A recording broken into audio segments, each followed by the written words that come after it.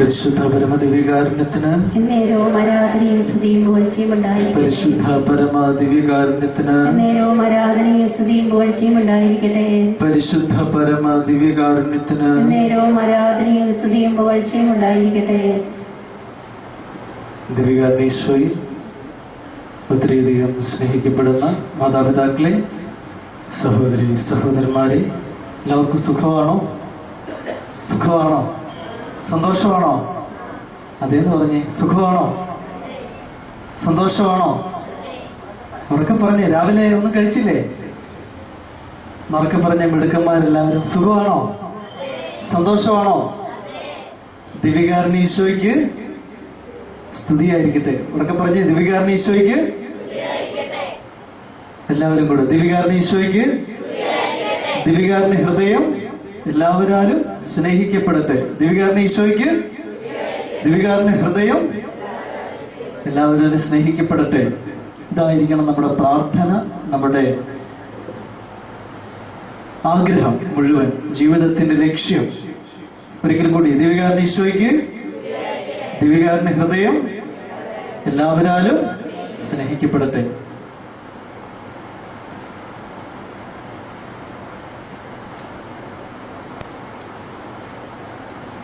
അതിരമ്പുഴയിൽ നിന്ന് ബൈക്കിൽ യാത്ര ചെയ്യുന്ന വഴിയിൽ മനസ്സ് നിറയെ നിങ്ങളോട് എന്ത് പങ്കുവെക്കണമെന്നതിനെ കുറിച്ച് ഉള്ള ചിന്തയിലായിരുന്നു.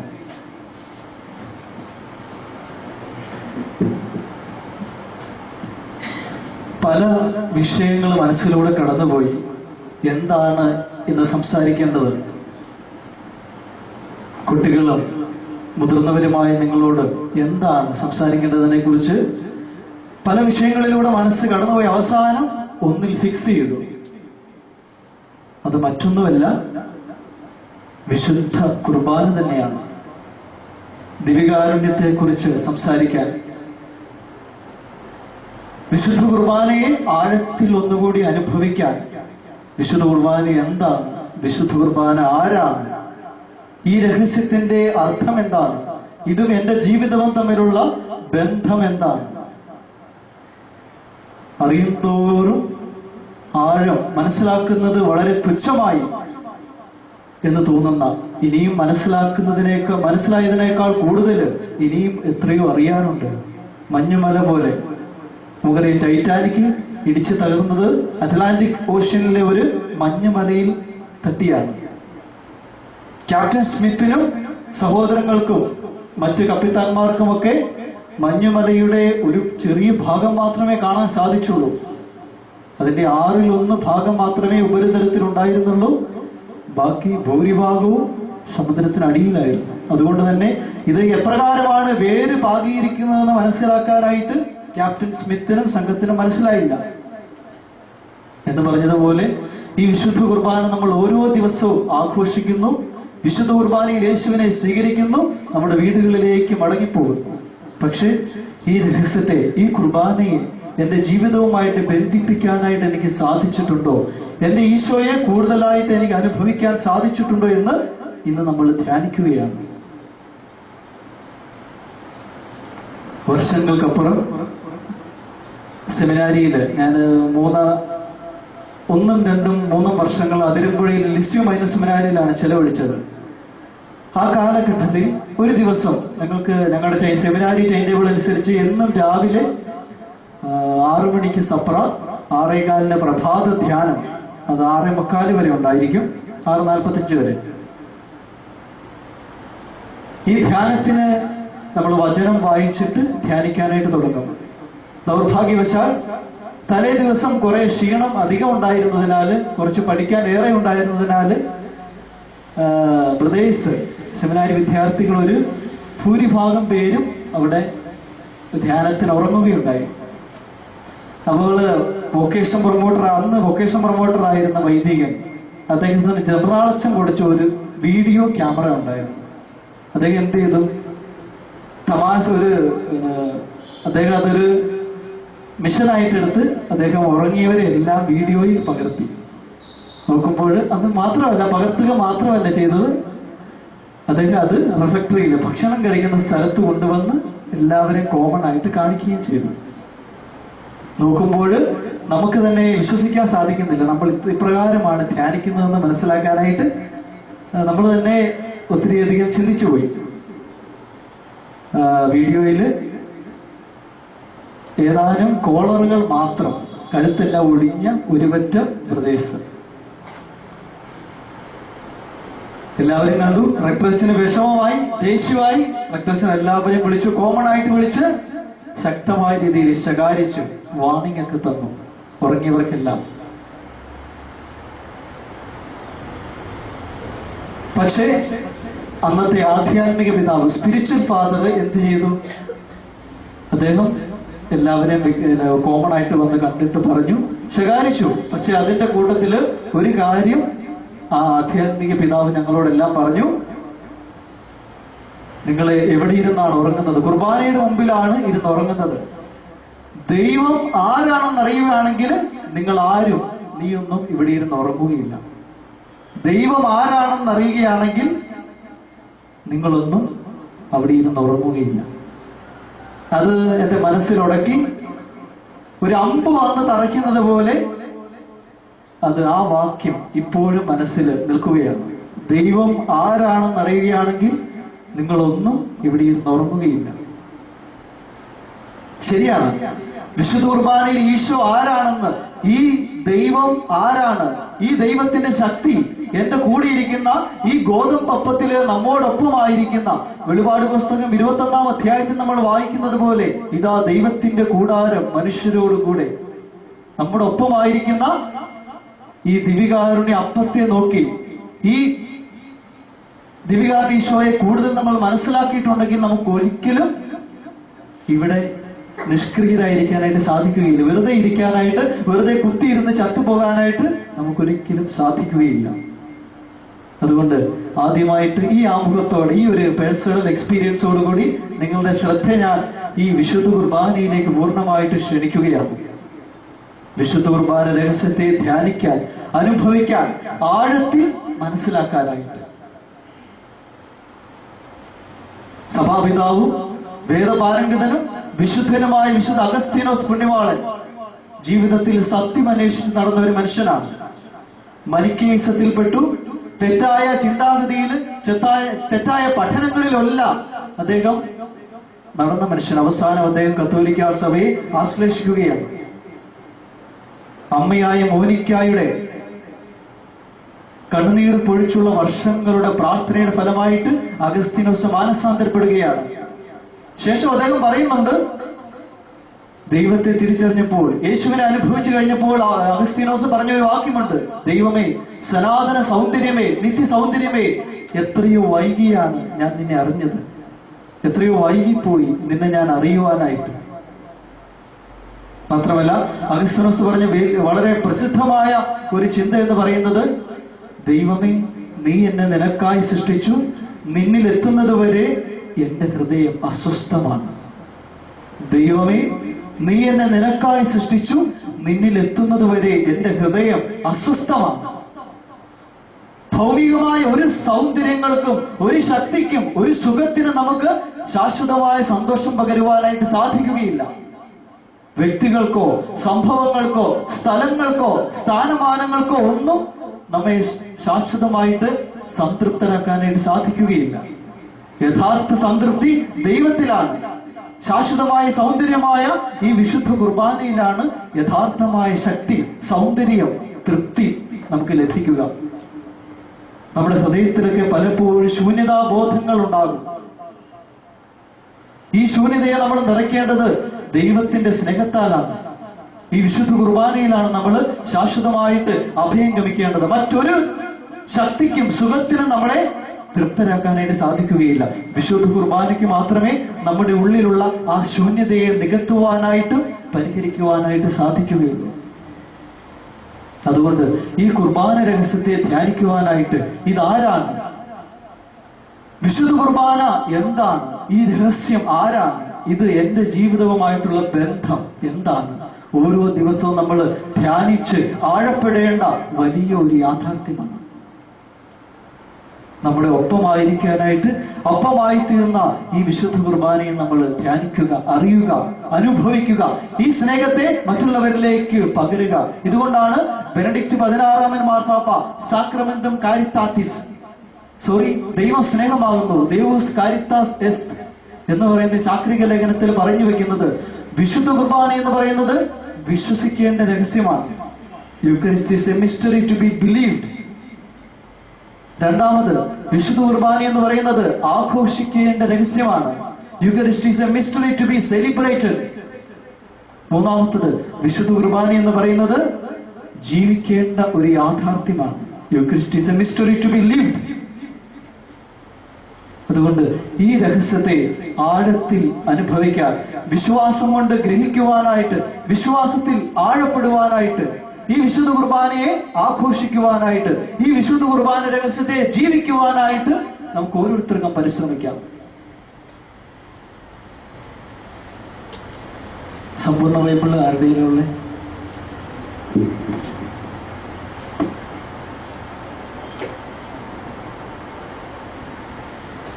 വിശുദ്ധ കുർബാനയെ കുറിച്ച് നമ്മൾ കൂടുതലായിട്ട് ധ്യാനിക്കാനായിട്ട് പോവുകയാണ്. അതിനു മുമ്പ് എല്ലാവരും എഴുന്നേറ്റ് നിൽക്കാവും.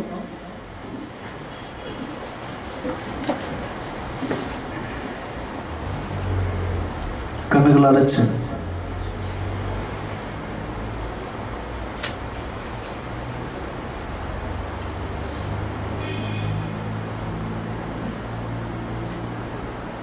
വിശുദ്ധ കുർബാനയിലെ ഈശോയെ പൂർണ്ണമായിട്ടും അനുഭവിക്കുവാനായിട്ട്, ഈ രഹസ്യത്തെ നമ്മുടെ ജീവിതത്തോട് ചേർത്ത് വെച്ച് പ്രാർത്ഥിക്കുവാൻ നമുക്ക് സാധിക്കട്ടെ.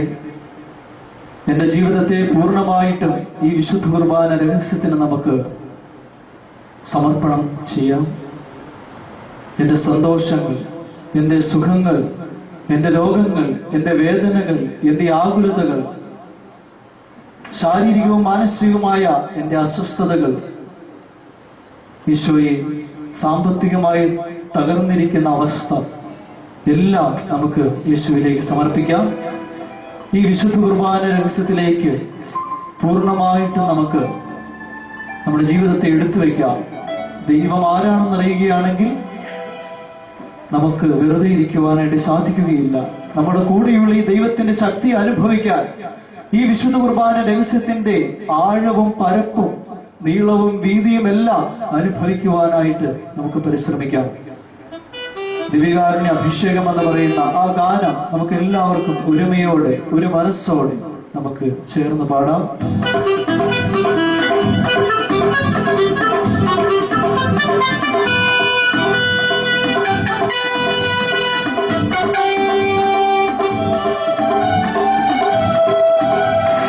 അഭിഷേകം അഭിഷേകം ദിവ്യകാരുണ്യത്തിൻ അഭിഷേകം അഭിഷേകം അഭിഷേകം യേശുവിൻ ബലിയുടെ അഭിഷേകം അഭിഷേകം അഭിഷേകം ദിവ്യകാരുണ്യത്തിൻ അഭിഷേകം അഭിഷേകം അഭിഷേകം യേശുവിൻ ബലിയുടെ അഭിഷേകം തിരുമാംസനിടം പകരുന്നു സാത്താൻ തകർന്നു വീഴുന്നു ഭക്തൻ മോചിതനാകുന്നു ബലിയുടെ യോഗ്യത പകരുന്നു ബലിയുടെ യോഗ്യത പകരുന്നു മനസ്സ് പാടാം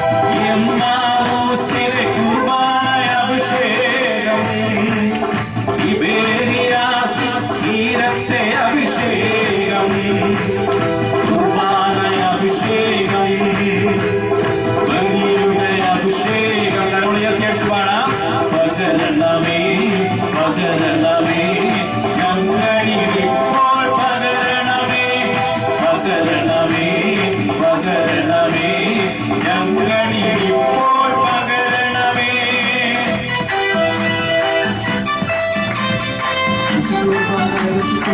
നമ്മുടെ ജീവിതത്തെ ചേർത്ത് വെച്ച് നമുക്ക് പ്രാർത്ഥിക്കാം.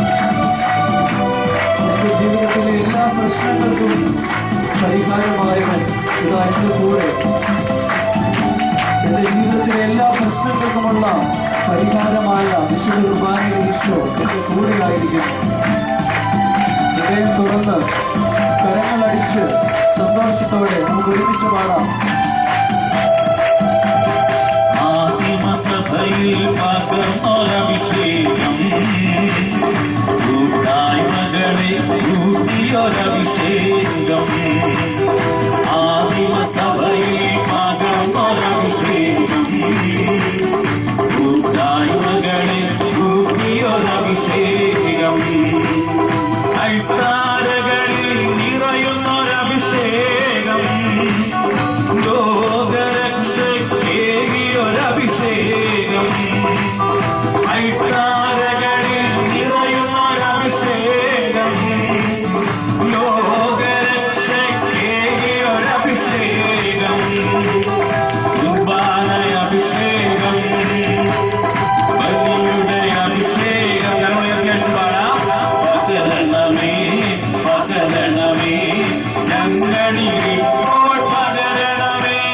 പകരണമേ പകരണമേ ഞങ്ങളിപ്പോൾ പകരണമേ. പകരണമേ പകരണമേ ഞങ്ങളിപ്പോൾ പകരണമേ. പകരണമേ പകരണമേ ഞങ്ങളിപ്പോൾ പകരണമേ. പകരണമേ പകരണമേ ഞങ്ങളിപ്പോൾ പകരണമേ. Hallelujah hallelujah hallelujah hallelujah hallelujah hallelujah hallelujah hallelujah hallelujah hallelujah.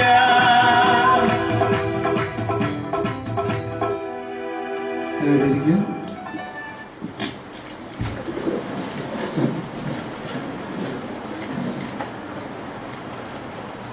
ദിവ്യകാരണീശോയ്ക്ക് അവർക്ക് പറഞ്ഞ് ദിവ്യകാരണീശോയ്ക്ക് ദിവ്യകാരണ ഹൃദയം എല്ലാവരാലും കുട്ടികൾ പറഞ്ഞ് ഫ്രണ്ടിരിക്കുന്ന ദിവ്യകാരണീശോയ്ക്ക് ദിവ്യകാരണ ഹൃദയം.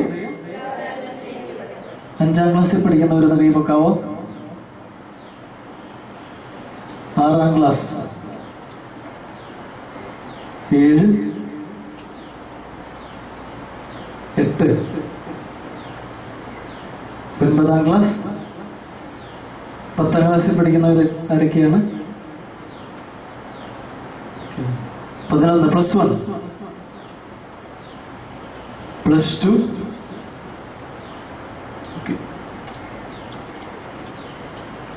മഴ കാരണവും സമരം കാരണവും ഹർത്താല് കാരണവും കുറെ ദിവസങ്ങൾ അവധി കിട്ടിയെന്ന് തോന്നുന്നു. ശരിയല്ലേ? ശരിയാണോ? സന്തോഷമായോ? ആ സമയത്തൊക്കെ എന്ത് ചെയ്തു? പഠിച്ചോ?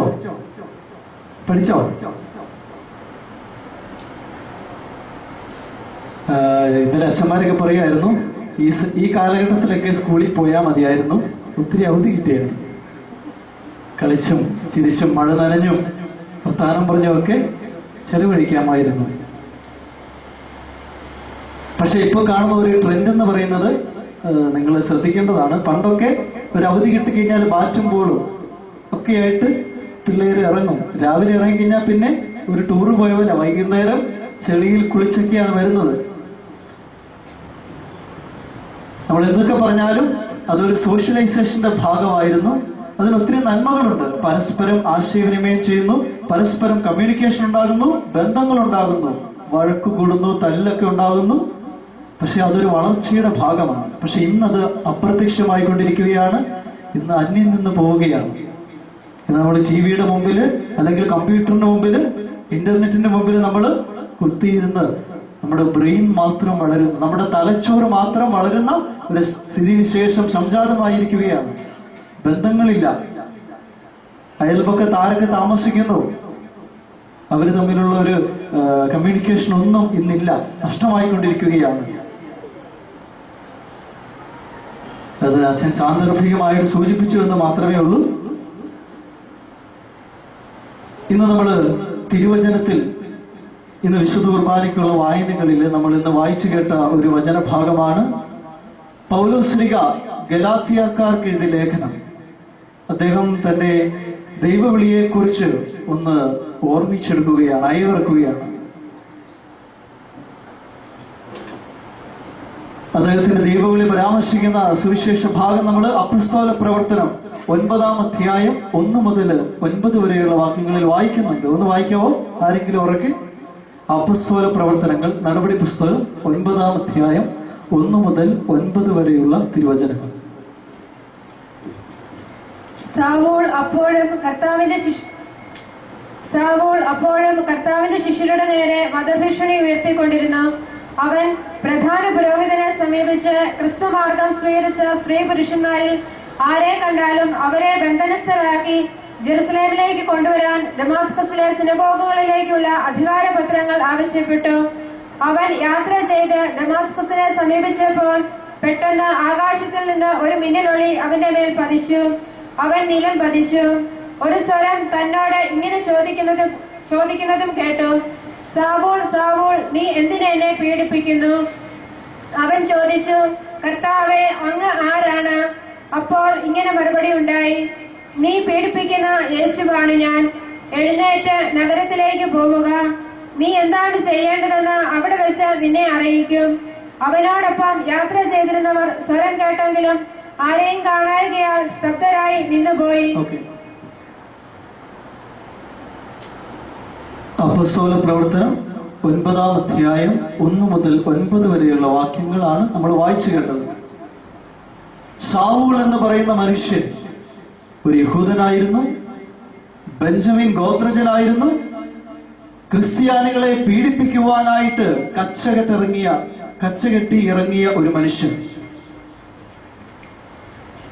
ഇനി വീണ്ടും അപ്പസ്തോല പ്രവർത്തനം 8-ാം അധ്യായം 1-ാം തിരുവചനത്തിൽ നമ്മൾ കാണുന്നുണ്ട്, സ്ലീഹന്മാരിൽ പ്രധാനിയായിരുന്ന യേശുവിന്റെ ശിഷ്യന്മാരെന്ന് പറഞ്ഞാൽ 12 പേരിൽ പെടാത്ത ശിഷ്യഗണങ്ങളിൽ ഒരാളാണ് സ്തേഫാനോസ്, സെന്റ് സ്റ്റീഫൻ. ഇദ്ദേഹം വാക്കിലും പ്രവൃത്തിയിലും യേശുവിന് സാക്ഷ്യം വഹിച്ച വലിയൊരു മനുഷ്യനായിരുന്നു. ഒത്തിരിയധികം അടയാളങ്ങളും അത്ഭുതങ്ങളും സ്തേഫാനോസിന്റെ കാര്യങ്ങൾ വഴി, ജീവിതം വഴി ഉണ്ടായി. പക്ഷേ സ്തേഫാനോസിനെ യഹൂദരെല്ലാവരും കൂടെ കല്ലെറിഞ്ഞു കൊല്ലുകയാണ്. 8-ാം അധ്യായം 1-ാം തിരുവചനത്തിൽ പറയുന്നുണ്ട്, ശൗൽ ഈ വധത്തെ അനുകൂലിച്ചു. പൗലോസ്ലിഹ, സൗൾ എന്ന് പറയുന്നത് നിങ്ങൾ ഒരു തെറ്റിദ്ധാരണ വരാൻ കാരണമുണ്ട്. സാവൂൾ അല്ല പൗലോസ് ആയത്. നമ്മളൊക്കെ അറിഞ്ഞു അറിയാതെയും പറയാറുണ്ട് പലപ്പോഴും, സാവൂൾ മാനസാന്തരം വന്ന് പൗലോസായിരുന്നു. അത് തെറ്റാണ്. സാവൂൾ എന്ന് പറയുന്നത് പൗലോസ്ലിഹയുടെ ജൂവിഷ് നെയിമാണ്. അദ്ദേഹത്തിന്റെ അത് ഇസ്രായേലിന്റെ രാജാവായ സാവൂളിനെ അനുസ്മരിച്ചുകൊണ്ട് അദ്ദേഹത്തിന്റെ ലഭിച്ച പേരാണ് സാവൂൾ എന്ന് പറയുന്നത്. ഇനി പൗലോസ് എന്ന് പറയുന്നത് പോൾ, അദ്ദേഹത്തിന്റെ റോമൻ നെയിമാണ്. അപ്പൊ അതുകൊണ്ട് ഒരു തെറ്റിദ്ധാരണ വരാറുണ്ട്. സാവൂൾ മാനസാന്തരപ്പെട്ട് പൗലോസ് ആയി എന്ന് പറയുന്നത് തെറ്റാണ്. ഈ 2 പേരുകളും പൗലോസ്ലിഹായുടെ തന്നെയാണ്. സാവൂള് ഈ വധത്തെ അനുകൂലിക്കുകയാണ്. സ്തേഫാനോസിനെ കല്ലെറിഞ്ഞ് കൊന്നത് 8-ാം അധ്യായം 1-ാം തിരുവചനത്തിൽ നമ്മൾ വായിക്കുന്നു, സാവൂൾ ഈ വധത്തെ അനുകൂലിച്ചു. അതിനുശേഷം 9-ാം അധ്യായത്തിൽ നമ്മൾ കാണുകയാണ് ക്രിസ്ത്യാനികൾക്കെതിരെ ക്രൂരമായ പീഡനങ്ങൾ അഴിച്ചുവിടുന്ന കാലഘട്ടം. ഇതിന്റെ പശ്ചാത്തലം എന്ന് പറയുന്നത് AD 64 റോമിൽ ഒരു തീപിടുത്തമുണ്ടായി, നീറോ ചക്രവർത്തിയുടെ കാലഘട്ടത്തിൽ. അപ്പൊ ആരൊക്കെയോ പറഞ്ഞു, ക്രിസ്ത്യാനികൾ വർദ്ധിച്ചു പെരുകുന്നതും വളരുന്നതും കണ്ടിട്ട് അസൂയ പൂണ്ട ചിലർ പറഞ്ഞു, ഈ തീപിടുത്തത്തിന് പിന്നില് ക്രിസ്ത്യാനികളാണ്. അന്ന് ക്രിസ്തുവിന്റെ സഭയെ പീഡിപ്പിക്കാൻ തുടങ്ങിയതാണ് റോമൻ ചക്രവർത്തിമാര്. AD 64 മുതൽ നീറോയും ഡൊമീഷ്യനും ട്രാജനും അഡ്രിയാനും മാർക്കസ് ഔറേലിയസും സെപ്റ്റിമസ് സെവേരസും ഡേഷ്യനും വലേറിയനും ഡയോക്ലീഷ്യനും എല്ലാവരും സഭയെ പീഡിപ്പിക്കാൻ തുടങ്ങി. പല രീതിയിൽ പല മെത്തഡോളജി ഉപയോഗിച്ചുകൊണ്ട് തിളയ്ക്കുന്ന എണ്ണയിലെറിഞ്ഞ്, വാളിനിരയാക്കി, കഴുത്ത് വെട്ടി, സിംഹങ്ങൾക്ക് ഇരയായി കൊടുത്ത്. ഇതിനും വളരെ ക്രൂരമായ ഒരു പീഡനമുറയുണ്ടായിരുന്നു. ഒരു കുതിരയുടെ കഴുത്തിൽ കയറ് കെട്ടി മറ്റേ അറ്റത്തേക്ക് ഒരു ക്രിസ്ത്യാനിയെ ഇടുക. കുതിര ഒരു റൗണ്ട് അടിച്ചു വരുമ്പോഴേക്കും അസ്ഥികൂടം മാത്രം കാണും. ഈ പീഡനങ്ങളെയെല്ലാം അതിജീവിച്ചാണ് സഭ ഇന്ന് നിലനിൽക്കുന്നത്. ഇതാണ് പീഡനത്തിന്റെ പശ്ചാത്തലം. റോമിലെ തീപിടുത്തത്തിന്റെ പിന്നില് ക്രിസ്ത്യാനികളാണെന്നുള്ള ധാരണ. അപ്പോൾ ഈ യേശുവിന്റെ ഈ സഭയെ പീഡിപ്പിക്കാനായിട്ട് സാവൂളും കൂട്ടുനിന്നു. കൂടുതൽ അധികാരം കിട്ടാനായിട്ട്, പീഡിപ്പിക്കാനായിട്ട്, എവിടെയോ എല്ലായിടത്തുമുള്ള ജെറുസലേമിലുള്ള യഹൂദരെ മുഴുവൻ പീഡിപ്പിക്കാനായിട്ട്, ക്രിസ്ത്യാനികളെ മുഴുവൻ പീഡിപ്പിക്കാനായിട്ടുള്ള അധികാരപത്രം വാങ്ങാനായിട്ട് ഈ മനുഷ്യൻ ദമാസ്കസിലേക്ക് പോവുകയാണ് കുതിരപ്പുറത്ത്. അതൊരു പ്രതീകാത്മകതയാണ്. കുതിരപ്പുറത്ത് എന്ന് പറഞ്ഞാൽ അഹങ്കാരത്തോടെ അദ്ദേഹം യാത്ര ചെയ്തു. പക്ഷേ വഴിയിൽ വെച്ചൊരു മിന്നലൊളി താഴെയിടുന്നു, ഒരു ശബ്ദം കേൾക്കുന്നു, സാവൂൾ സാവൂൾ, നീ എന്തിനെന്നെ പീഡിപ്പിക്കുന്നു? സാവൂളിന് മനസ്സിലായില്ല, നീ ആരാണ്? സാവൂൾ, നീ പീഡിപ്പിക്കുന്ന ഈശോയാണ് ഞാൻ. ഇത് വലിയൊരു വെളിപാടാണ്. സാവൂൾ ഒരിക്കലും യേശുവിനെ പീഡിപ്പിച്ചില്ല. സാവൂൾ ആരെയും പീഡിപ്പിച്ചേ? ക്രിസ്ത്യാനികളെ, അല്ലെങ്കിൽ സഭയെ. എന്നിട്ടും ആ അശരീരി ചോദിക്കുവാണ്, സാവൂൾ സാവൂൾ, നീ എന്തിന് എന്നെ പീഡിപ്പിക്കുന്നു? എന്താണ് ഇതിന്റെ അർത്ഥം? സഭയെ പീഡിപ്പിക്കുന്നവൻ, ക്രിസ്ത്യാനിയെ പീഡിപ്പിക്കുന്നവൻ യേശുവിനെ തന്നെയാണ് പീഡിപ്പിക്കുന്നത്. ഇത് വലിയ സാവൂളിന്റെ, പൗലോസ്ലീഹായുടെ ജീവിതത്തെ മാറ്റിമറിച്ച ഒരു വലിയ സംഭവമാണ്. ക്രിസ്ത്യാനിയെ പീഡിപ്പിക്കുന്നവൻ ക്രിസ്തുവിനെ തന്നെയാണ് പീഡിപ്പിക്കുന്നത്, അല്ലെങ്കിൽ സഭയെ പീഡിപ്പിക്കുന്നവൻ ക്രിസ്തുവിനെ തന്നെയാണ് പീഡിപ്പിക്കുന്നതെന്നുള്ള വലിയ ഒരു തിരിച്ചറിവ്. ഇതിൽ നിന്നാണ് തന്റെ ലേഖനത്തിൽ അദ്ദേഹം പറഞ്ഞു വെക്കുന്നത്, ക്രിസ്തു സഭയുടെ ശിരസ്സും നമ്മളെല്ലാം അതിലെ അവയവങ്ങളുമാണെന്നുള്ള വലിയ ഒരു ചിന്ത പൗലോസ്ലീഹ പങ്കുവെക്കുന്നത്.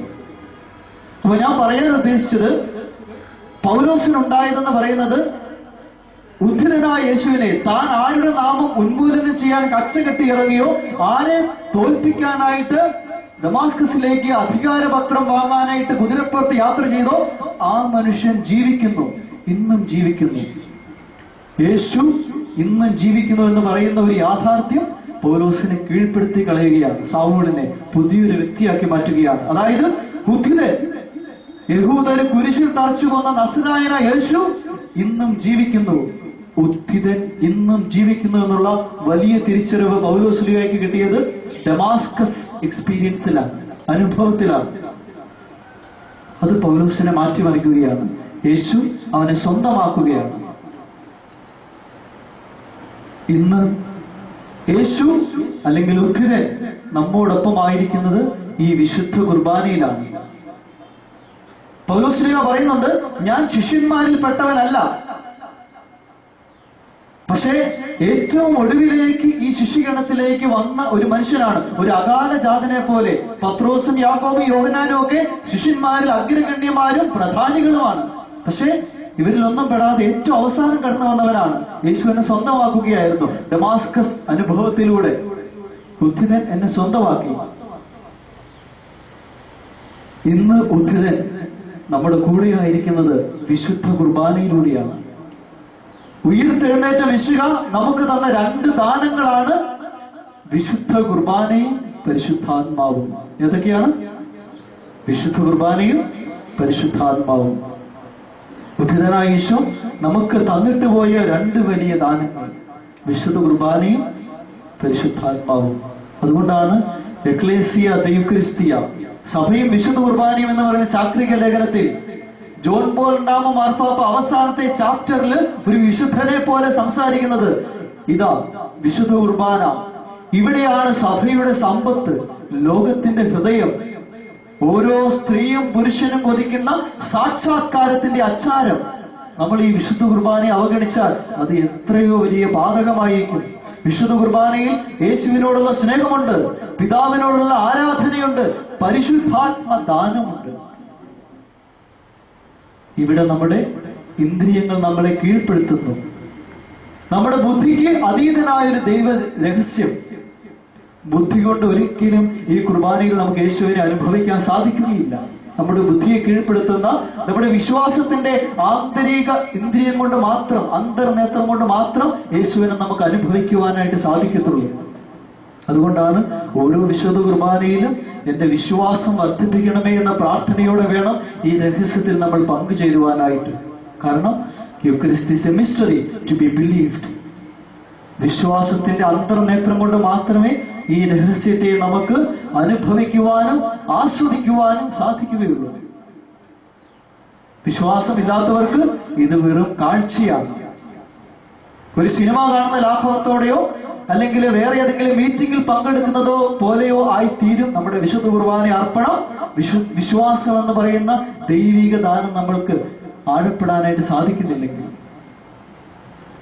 എന്റെ നാവിൽ വരുന്ന, എന്റെ ഹൃദയത്തിൽ വരുന്നത് ദൈവം തന്നെയാണ് എന്നുള്ള വലിയ തിരിച്ചറിവ് ഓരോ വിശുദ്ധ ബലിയിലും നമുക്ക് ലഭിക്കുന്നില്ലെങ്കിൽ നമ്മൾ കാണുന്ന വിശുദ്ധ കുർബാന നമുക്ക് ഫലം നൽകാതെ പോകുന്ന ഒന്നായി തീരുകയാണ്. ബുദ്ധിതനായ യേശുവിനെ നമ്മൾ അനുഭവിക്കുന്നത് ഈ വിശുദ്ധ കുർബാനയിലാണ്. പൗലോസിനെ മാറ്റിമറിച്ച ദൈവം, ഓർക്കുക, യേശുവിനെ ഇല്ലാതാക്കാൻ, യേശുവിന്റെ നാമത്തെ, യേശുവിന്റെ സഭയെ അടിമുടി പിഴുതെറിയുവാനായിട്ട് പോയ മനുഷ്യനെ പിടിച്ചു കൊണ്ടുവരികയാണ് ദൈവം. തനിക്കെതിരെ സംസാരിക്കുന്നവരെ പോലും തന്റെ സ്വന്തമാക്കുന്ന ദൈവത്തിന്റെ വലിയ കാരുണ്യം. വ്യക്തികളെ, അതുകൊണ്ടാണ് ഈ വിശുദ്ധ കുർബാനയിൽ നമ്മൾ ഹൃദയം നൊന്ത് പ്രാർത്ഥിച്ചാൽ, നമ്മുടെ ജീവിതങ്ങളെ സമർപ്പിച്ച് ജീവിച്ചാൽ, പ്രാർത്ഥിച്ചാൽ അത്ഭുതങ്ങൾ നടക്കുന്നത്, നമ്മുടെ ജീവിതത്തിൽ മാറ്റങ്ങൾ സംഭവിക്കുന്നത്. ബുദ്ധിതനെ നമ്മൾ നേരിട്ട് അനുഭവിക്കുന്നത് ഈ കൂദാശയിലൂടെയാണ്. ദിവികാരുടെ ഈശോയ്ക്ക്, അവർക്ക് പറഞ്ഞേ, ദിവികാരുടെ ഈശോയ്ക്ക് ഒന്ന് സന്തോഷത്തോടെയൊക്കെ പറഞ്ഞേ, ദിവികാരുടെ ഈശോയ്ക്ക്, ദിവികാരുടെ ഹൃദയം എല്ലാവരാലും സ്നേഹിക്കപ്പെടട്ടെ. ഓരോ വിശുദ്ധ ബലിയിലും ഈ രഹസ്യത്തെ കൂടുതൽ ആഴത്തിൽ അനുഭവിക്കാനായിട്ട് ഈ അൾത്താരിൽ അർപ്പിക്കപ്പെടുന്നത് എന്റെ തന്നെ ജീവിതമാണ്. നമ്മൾ അറിഞ്ഞോ അറിയാതെയും ജീവിക്കുന്നത് വിശുദ്ധ കുർബാന തന്നെയാണെന്നുള്ള വലിയ തിരിച്ചറിവ് ജീവിക്കുവാനായിട്ട് നമുക്ക് സാധിക്കണം. വിശുദ്ധ കുർബാനയിൽ എന്താ ഈശോ നമ്മോട് പറയുകയാണ്?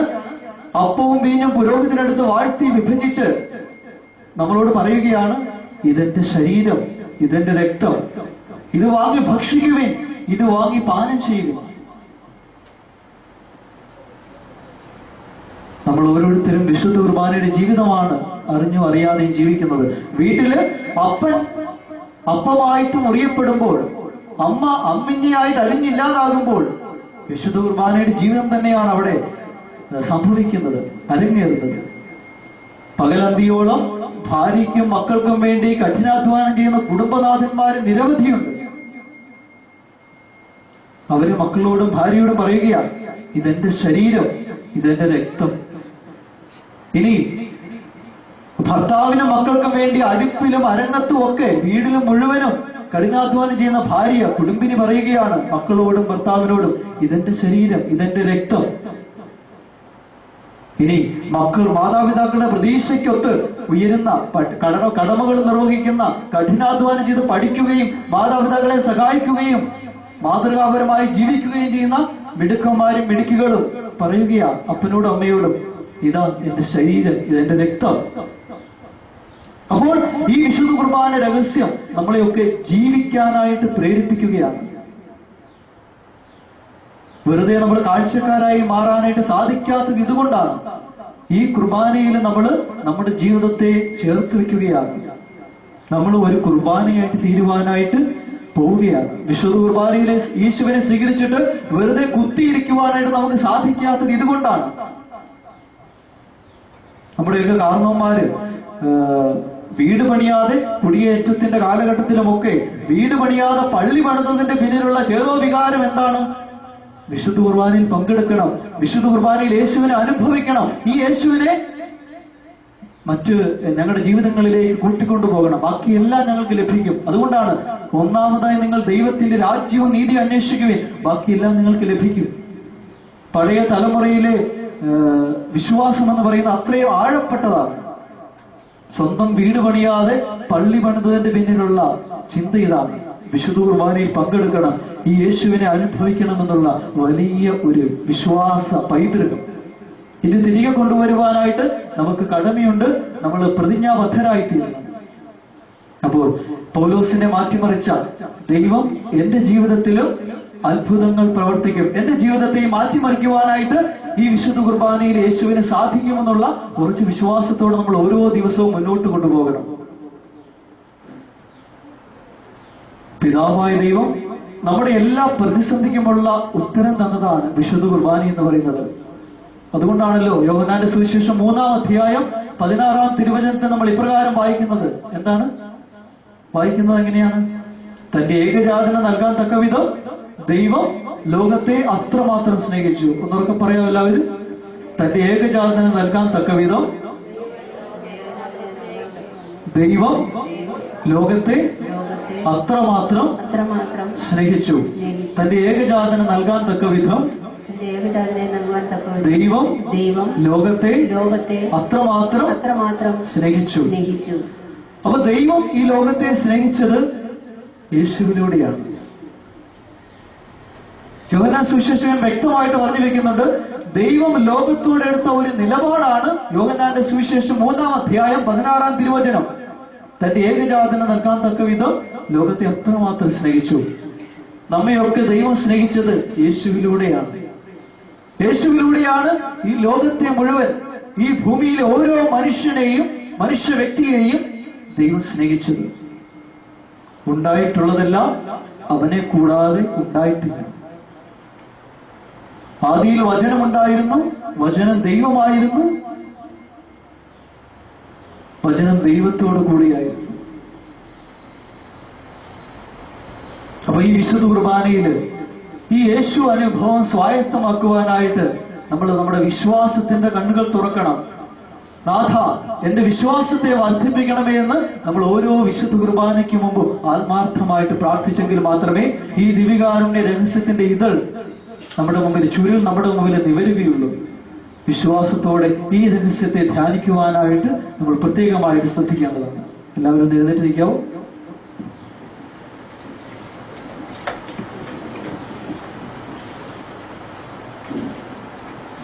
കണ്ണടച്ചെല്ലാരും ചെലുത്തരുന്ന പ്രാർത്ഥന എല്ലാവരും ഏറ്റ് ചെല്ലുക. ഞങ്ങളെ സ്നേഹിക്കുന്ന ദിവ്യകാരുണ്യ ഈശോയെ, വിശുദ്ധ കുർബാന രഹസ്യത്തെ അറിയുവാനും ഈ രഹസ്യത്തെ ആഴത്തിൽ അനുഭവിക്കുവാനും ഞങ്ങളെ പ്രാപ്തരാക്കണമേ. ഈശോയെ, ഞങ്ങൾ അങ്ങയെ സ്നേഹിക്കുന്നു, ഞങ്ങൾ അങ്ങയിൽ വിശ്വസിക്കുന്നു. ഈശോയെ നന്ദി, ഈശോയെ സ്തുതി, ഈശോയെ ആരാധന, ഈശോയെ മഹത്വം. പരിശുദ്ധ പരമ ദിവ്യകാരുണ്യത്തിന്, പരിശുദ്ധ പരമ ദിവ്യകാരുണ്യത്തിന്, പരിശുദ്ധ പരമ ദിവ്യകാരുണ്യത്തിന്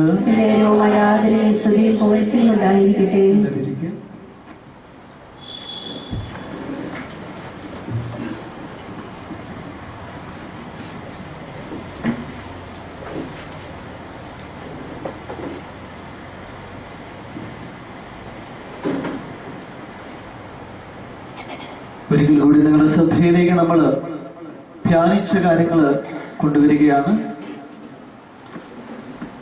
വിശുദ്ധ കുർബാന വിശ്വസിക്കേണ്ട ഒരു രഹസ്യമാണ്. രണ്ടാമതായി, വിശുദ്ധ കുർബാന ആഘോഷിക്കപ്പെടേണ്ട ഒരു രഹസ്യമാണ്. മൂന്നാമതായി, വിശുദ്ധ കുർബാന ജീവിക്കേണ്ട ഒരു രഹസ്യമാണ്. Eucharist is a mystery to be believed. Eucharist is a mystery to be celebrated, and Eucharist is a mystery to be lived. വിശുദ്ധ കുർബാന വിശ്വസിക്കേണ്ട രഹസ്യം, ആഘോഷിക്കപ്പെടേണ്ട രഹസ്യം, ജീവിക്കേണ്ട രഹസ്യം. നമ്മൾ അറിഞ്ഞോ അറിയാതെയും ഈ വിശുദ്ധ കുർബാന രഹസ്യത്തെയാണ് ധ്യാനിക്കുന്നത്, മനസ്സിലാക്കുന്നതുമെല്ലാം. ഈ ദൈവത്തെ അറിയുവാനായിട്ട്, ഈ ദൈവത്തെ അറിഞ്ഞവരെല്ലാം ജീവിതത്തിൽ മാറ്റം വരുത്തിയിട്ടുണ്ട്. സുവിശേഷങ്ങൾ നമുക്കറിയാം. യേശുവിനെ തൊട്ടവരും യേശു തൊട്ടവരും സൗഖ്യമുള്ളവരായിട്ട് തിരികെ പോയി. പഴയ മനുഷ്യരായിട്ടല്ല അവർ പോയത്, പുതിയ വ്യക്തികളായി, പുതിയ കാഴ്ചപ്പാടോടെ, പുതിയ ജീവിത വീക്ഷണത്തോടെയാണ് അവർ തിരികെ പോയത്. യേശുവിനെ, ഒന്നുകിൽ യേശുവിനെ ഞാൻ തൊടണം, അല്ലെങ്കിൽ യേശു എന്നെ തൊടണം. യേശുവിന്റെ ആദ്യത്തെ അത്ഭുതം എന്താ? അവിടുന്ന് വെള്ളത്തെ തൊടുമ്പോൾ അത് വീഞ്ഞായിട്ട് മാറുന്നു. യേശുവിന്റെ അവസാനത്തെ അത്ഭുതം പറയാമോ? യേശുവിന്റെ ആദ്യത്തെ അത്ഭുതം യേശു വെള്ളത്തിൽ തൊടുമ്പോൾ അത് വീഞ്ഞായി മാറുന്നു. യേശുവിന്റെ അവസാനത്തെ അത്ഭുതം അറിയാമോ? അവൻ വീഞ്ഞിനെ തൊടുമ്പോൾ അത് രക്തമായിട്ട് മാറും. വിശുദ്ധ കുർബാന സ്ഥാപിക്കുന്നു. ശരിയല്ലേ? യേശുവിന്റെ ആദ്യത്തെ അത്ഭുതം വെള്ളത്തെ തൊടുമ്പോൾ അത് വീഞ്ഞായി മാറും. അവസാനത്തെ അത്ഭുതം അവിടുന്ന് വീഞ്ഞിനെ തൊടുമ്പോൾ അത് രക്തമായിട്ട് മാറും. തന്റെ ശരീര രക്തങ്ങളായിട്ട് മാറുകയാണ് അപ്പവും വീഞ്ഞും.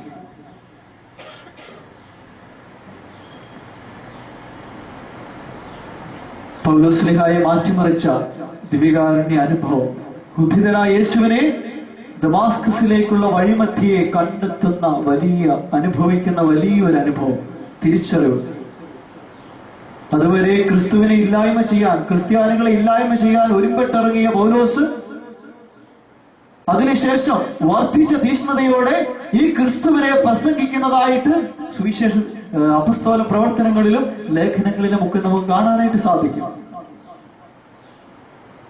ഉദ്ധിതനെ അനുഭവിച്ചു കഴിഞ്ഞാൽ ജീവിതത്തിൽ നമുക്ക് മാറ്റങ്ങൾ ഉണ്ടാകും.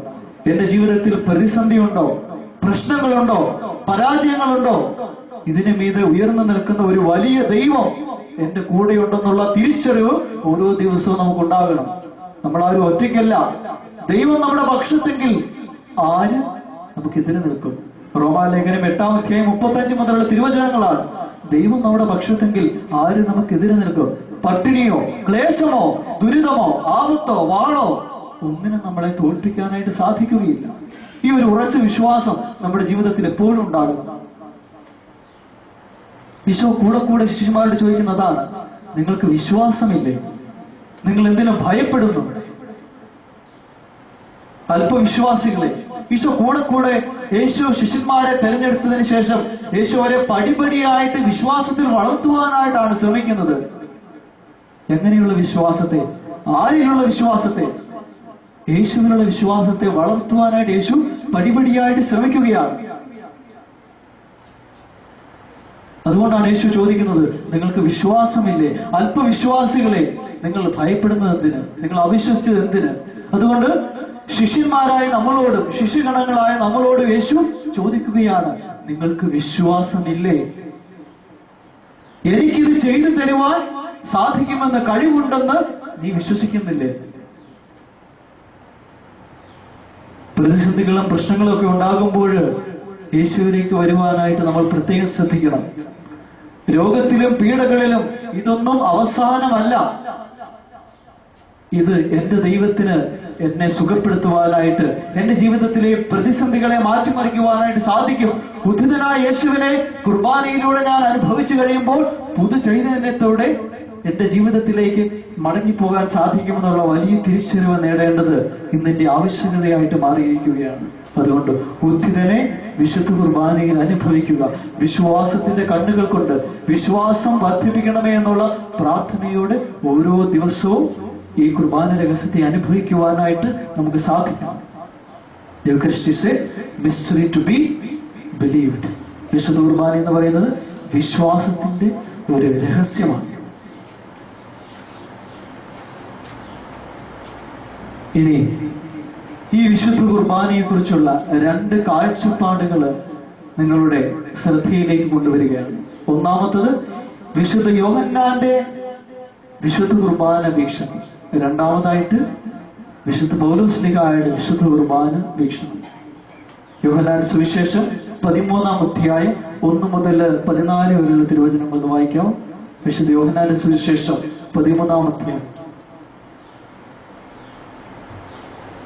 ഈ ലോകം വിട്ട് പിതാവിന്റെ സന്നിധിയിലേക്ക് പോകുവാനുള്ള സമയമായി എന്ന് പെസഹ തിരുനാളിന് മുൻപ് യേശു അറിഞ്ഞു. ലോകത്തിൽ തനിക്ക് സ്വന്തമായുള്ളവരെ അവൻ സ്നേഹിച്ചു, അവസാനം വരെ സ്നേഹിച്ചു. അത്താഴ സമയത്ത് പിശാച് ശിമയോന്റെ പുത്രനായ യൂദാസ്കറിയോത്തയുടെ മനസ്സിൽ യേശുവിനെ ഒറ്റക്കൊടുക്കുവാൻ തോന്നിച്ചു.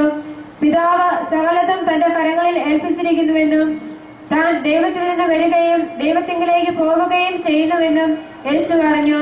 അത്താഴത്തിനിടയിൽ അവൻ എഴുന്നേറ്റ് മേലങ്കി മാറ്റി ഒരു തുവാലയെടുത്ത് അരയിൽ കെട്ടി, അനന്തരം ഒരു താലത്തിൽ വെള്ളമെടുത്ത് ശിഷ്യന്മാരുടെ പാദങ്ങൾ കഴുകുവാനും അരയിൽ ചുറ്റിയിരുന്ന തുവാല കൊണ്ട് തുടയ്ക്കാനും തുടങ്ങി. അവൻ ശിമയോൻ പത്രോസിന്റെ അടുത്തെത്തി. പത്രോസ് അവനോട് ചോദിച്ചു, കർത്താവേ, നീ എന്റെ കാൽ കഴുകുകയോ? യേശു പറഞ്ഞു, ഞാൻ ചെയ്യുന്നത് എന്തെന്ന് ഇപ്പോൾ നീ അറിയുന്നില്ല, എന്നാൽ പിന്നീട് അറിയും. പത്രോസ് പറഞ്ഞു, നീ ഒരിക്കലും എന്റെ പാദം കഴുകരുത്. യേശു പറഞ്ഞു, ഞാൻ നിന്നെ കഴുകുന്നില്ലെങ്കിൽ നിനക്ക് എന്നോട് കൂടെ പങ്കില്ല. ശിമയോൻ പത്രോസ് പറഞ്ഞു, കർത്താവേ, എങ്കിൽ എന്റെ പാദങ്ങൾ മാത്രമല്ല കരങ്ങളും ശിരസും കൂടി കഴുകണമേ. യേശു പ്രതിവചിച്ചു, കുളി കഴിഞ്ഞവന്റെ കാലുകൾ മാത്രമേ കഴുകേണ്ടതുള്ളൂ, അവൻ മുഴുവൻ ശുചിയായിരിക്കും. നിങ്ങളും ശുദ്ധിയുള്ളവരാണ്, എന്നാൽ എല്ലാവരുമല്ല. തന്നെ ഒറ്റക്കൊടുക്കുന്നവൻ ആരാണെന്ന് അവൻ അറിഞ്ഞിരുന്നു. അതുകൊണ്ടാണ് നിങ്ങളിൽ എല്ലാവരും ശുദ്ധിയുള്ളവരല്ല എന്ന് അവൻ പറഞ്ഞത്. അവരുടെ പാദങ്ങൾ കഴുകിയതിനു ശേഷം അവൻ മേലങ്കി തിരിച്ച് സുസ്ഥാനത്തിരുന്ന് അവരോട് പറഞ്ഞു, ഞാൻ എന്താണ് നിങ്ങൾക്ക് ചെയ്തതെന്ന് നിങ്ങൾ അറിയുന്നുവോ? നിങ്ങൾ എന്നെ ഗുരുവെന്നും കർത്താവെന്നും വിളിക്കുന്നു. അത് ശരി തന്നെ, ഞാൻ ഗുരുവും കർത്താവുമാണ്.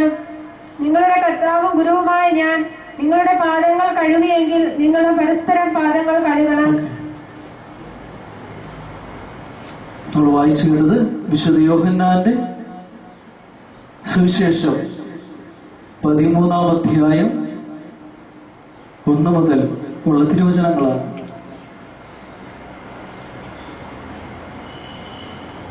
യോഹന്നാന്റെ സുവിശേഷം നമ്മൾ വായിക്കുമ്പോൾ ഈ ശിഷ്യനെ കുറിച്ചുള്ള ഒരു അറിവും നമുക്ക് ഏറ്റവും നല്ലതാണ്.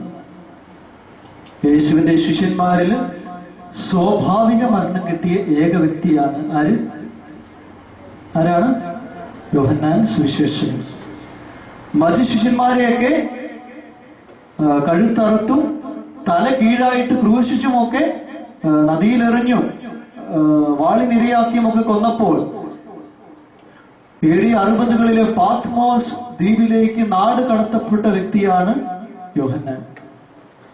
അന്ത്യത്താഴത്തിൽ അവന്റെ വക്ഷസിനോട് ചാരിക്കിടന്ന്, മാറോട് ചാരിക്കിടന്ന് സ്നേഹമാവോളം അനുഭവിച്ചറിഞ്ഞ ശിഷ്യൻ, യേശു സ്നേഹിച്ചിരുന്ന ശിഷ്യനെന്ന് സ്വയം പേരിട്ട് വിളിച്ച യോഹന്നാൻ സുവിശേഷകൻ.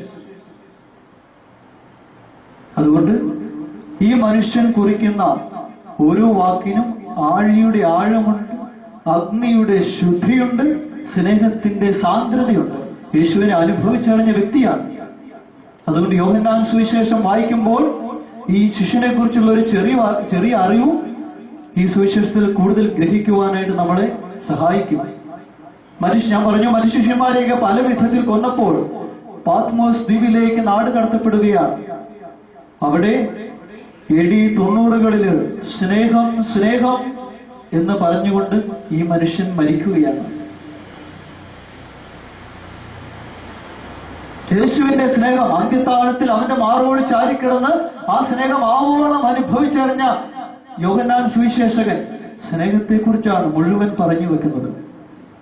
അതുകൊണ്ട് യോഹന്നാന്റെ ലേഖനങ്ങളും സുവിശേഷത്തിൽ വായിച്ചാലും നമുക്ക് കാണാൻ സാധിക്കും, സ്നേഹത്തെ കുറിച്ച് തന്നെയാണ് അദ്ദേഹം പറഞ്ഞു വെക്കുന്നത്. സ്നേഹം, പ്രിയമുള്ളവരെ, ദൈവം നമ്മളെ ദൈവം സ്നേഹമാകുന്നു.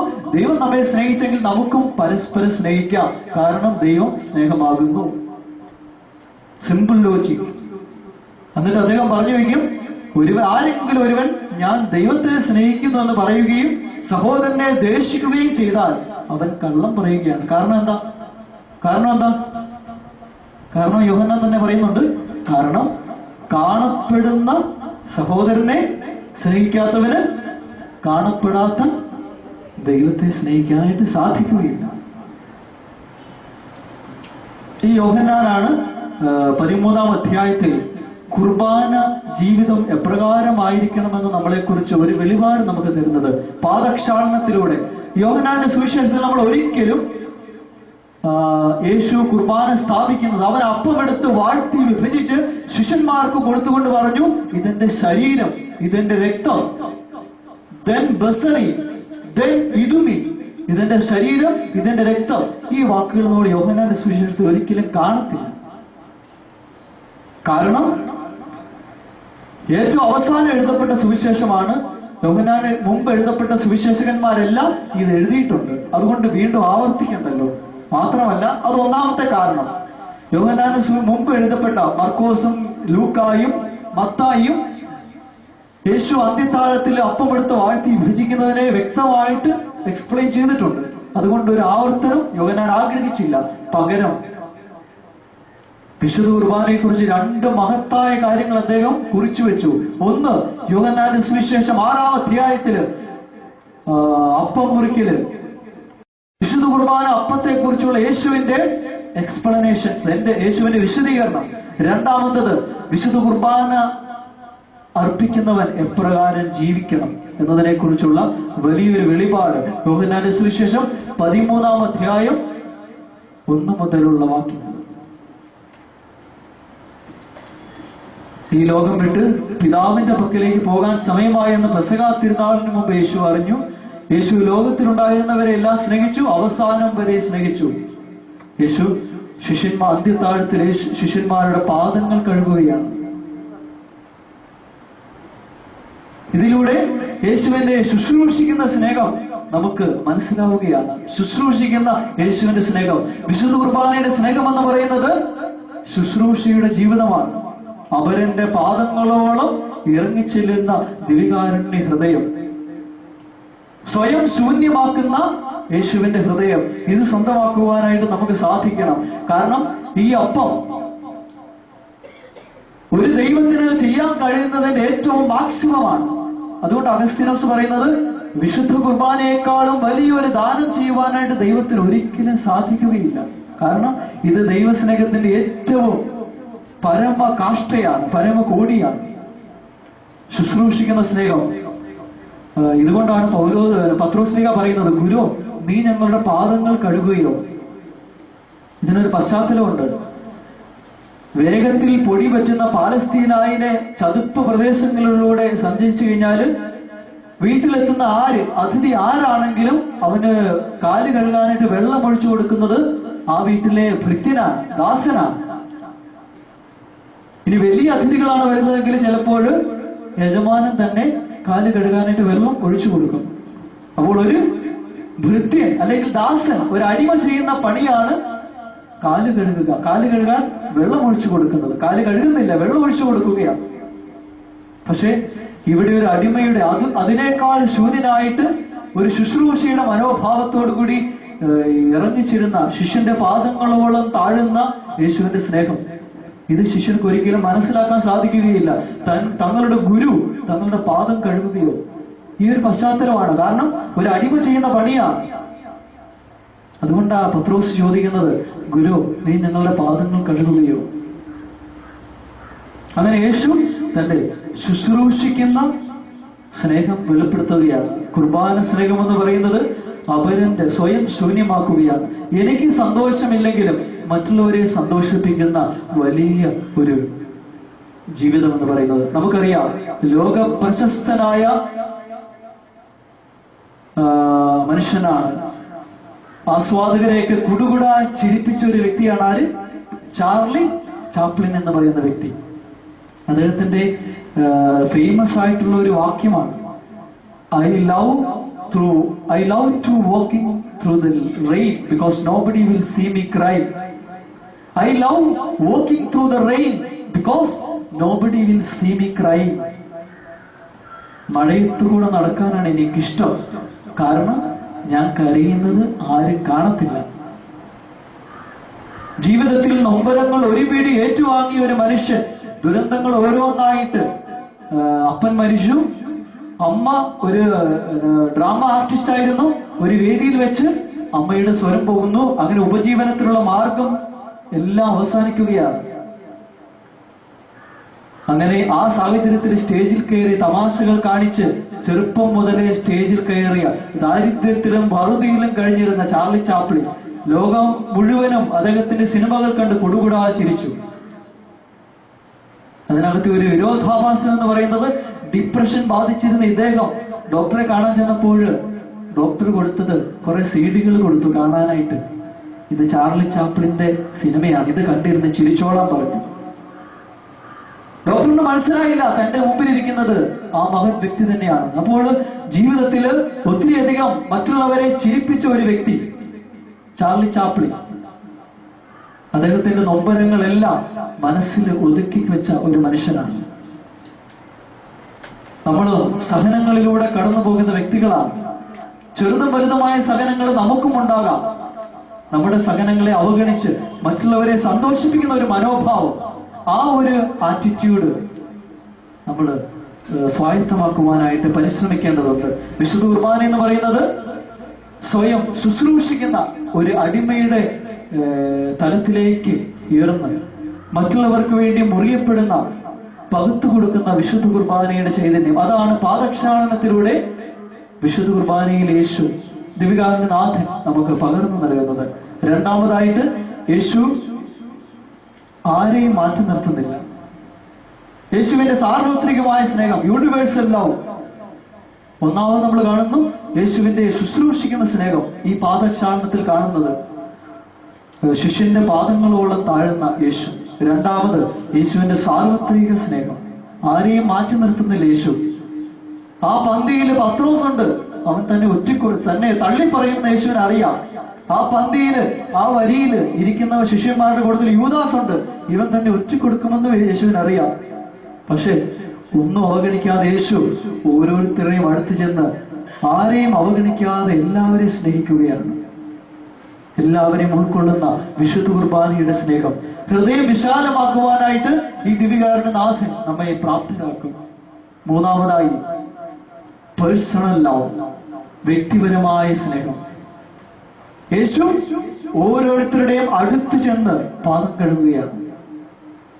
ഓരോരുത്തരുടെയും അടുത്ത് ചെന്ന് പ്രത്യേകം പാദം കഴുകുകയാണ്. അതായത് വ്യക്തിപരമായിട്ട് എന്നെ സ്നേഹിക്കുന്ന ദൈവം. യേശുവിന്റെ ഈ പേഴ്സണൽ ലവ് നമുക്ക് 100 ആടുകളിൽ ഒന്നിനെ കാണാതെ പോകുമ്പോൾ 99 അവിടെ വിട്ടിട്ട് ഒന്നിനെ കാണാതായി ഒന്നിനു വേണ്ടി തിരയുന്ന യേശുവിന്റെ സ്നേഹത്തിൽ നമുക്ക് വളരെ പ്രകടമായിട്ട് കാണുവാൻ സാധിക്കും. യേശു എന്നെ വ്യക്തിപരമായിട്ട് സ്നേഹിക്കുന്നു. ഈ സ്നേഹമൊക്കെ അനുഭവിച്ചറിയുവാനായിട്ട് നമുക്ക് പ്രത്യേകം പരിശ്രമിക്കാം.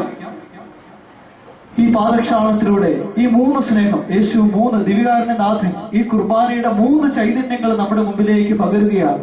ശുശ്രൂഷിക്കുന്ന യേശുവിന്റെ സ്നേഹം. രണ്ടാമത്, ആരെയും മാറ്റി നിർത്താതെ തന്റെ പന്തിയിൽ നിന്നും തന്റെ സ്നേഹത്തിലേക്ക് ആരെയും മാറ്റി നിർത്താതെ എല്ലാവരെയും ഉൾക്കൊള്ളുന്ന, വിജാതീയരെയും യഹൂദരെയും ഒരുപോലെ തന്റെ ജീവിതത്തിലേക്ക് സ്വാഗതം ചെയ്യുന്ന യേശുവിന്റെ സാർവത്രികമായ സ്നേഹം. മൂന്നാമതായി, യേശുവിന്റെ പേഴ്സണൽ ലവ്, വ്യക്തിപരമായിട്ട് എന്നെ യേശു വ്യക്തിപരമായിട്ട് സ്നേഹിക്കുന്നു. അത് വലിയ ഒരു വെളിപാടാണ്. നമുക്കറിയാം, നമ്മൾ എല്ലാവരും യുണീക്കാണ്, അനന്യനാണ്, അല്ലെങ്കിൽ അനന്യരാണ് നമ്മളെല്ലാവരും. യുണീക്ക്. എന്നെ പോലെ മറ്റൊരു വ്യക്തി ഈ ലോകത്തിലില്ല. എന്റെ ഈ തമ്പ് ഇംപ്രഷൻ പോലെ മറ്റൊരാൾക്കും ഈ തമ്പ് ഇംപ്രഷൻ ഇല്ല. അങ്ങനെ ഒത്തിരിയധികം പ്രത്യേകതകളോടെ വിലമതിക്കപ്പെട്ടവളായിട്ടാണ് ഞാൻ ഈ ഭൂമിയിലേക്ക് സൃഷ്ടിക്കപ്പെട്ടിരിക്കുന്നത്. അതുകൊണ്ട് ഞാൻ ബഹുമാന്യനാണ്, പ്രിയപ്പെട്ടവനാണ്, അമൂല്യനാണ്. അതാണ് ഈശോ നമ്മളോട് പറയുന്നത്. നീ എനിക്ക് പ്രിയപ്പെട്ടവനാണ്, അമൂല്യനാണ്, പ്രിയപ്പെട്ടവനാണ്, ബഹുമാന്യനാണ്. നിന്നെ ഞാൻ എന്റെ ഉള്ളംകൈയെ കാത്തു സംരക്ഷിക്കുന്നു. The personal love of Jesus. യേശു എന്നെ വ്യക്തിപരമായിട്ട് സ്നേഹിക്കുന്നു എന്നുള്ള വലിയ ഒരു ബോധ്യം, തിരിച്ചറിവ്, ഒരു ഇൻസൈറ്റ്, വെളിപാട് വിശുദ്ധ കുർബാനയിൽ ഈശോ നമുക്ക് തരുന്നുണ്ട് പാദക്ഷാളനത്തിലൂടെ. നമുക്ക് എഴുന്നേറ്റ് നിന്ന് ഒരു ഗാനം ആലപിച്ച് ഈ സ്നേഹത്തെ നമുക്ക് അനുഭവിക്കാനായിട്ട് പരിശ്രമിക്കാം. യേശുവിന്റെ വ്യക്തിപരമായ സ്നേഹം, യേശുവിന്റെ ശുശ്രൂഷിക്കുന്ന സ്നേഹം, യേശുവിന്റെ സാർവത്രികമായ സ്നേഹം, ആരെയും മാറ്റി നിർത്താതെ എല്ലാവരെയും ചേർത്തണയ്ക്കുന്ന യേശുവിന്റെ സ്നേഹം. കണ്ണടച്ച്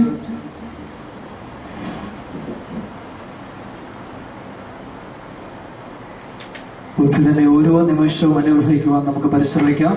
വിശുദ്ധ കുർബാന ആരാണ്? വിശുദ്ധ കുർബാന എന്റെ ജീവിതവുമായിട്ടുള്ള വിശുദ്ധ കുർബാനയ്ക്കുള്ള ബന്ധം, എന്റെ ജീവിതം തന്നെയാണ് ഞാൻ ഈ അൾത്താരയിൽ ആഘോഷിക്കുന്നത്, അനുസ്മരിക്കുന്നത്. യേശുവിന്റെ ബലിയോട് എന്റെ ജീവിതത്തെയും ചേർത്ത് വെച്ച് ഓരോ വിശുദ്ധ ബലിയിലും യേശുവിനെ അനുഭവിക്കുവാൻ എനിക്ക് സാധിക്കുന്നുണ്ടോ? ഈ വിശുദ്ധ കുർബാനയിലുള്ള എന്റെ വിശ്വാസം എത്രമാത്രമുണ്ട്?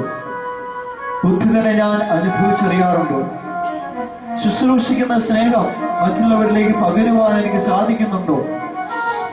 യേശുവിന്റെ സാർവത്രിക സ്നേഹം ഞാൻ പലപ്പോഴും എന്റെ സ്വാർത്ഥതയുടെ കൂടുകളിലേക്ക് ഉൾവലിയുകയാണ്.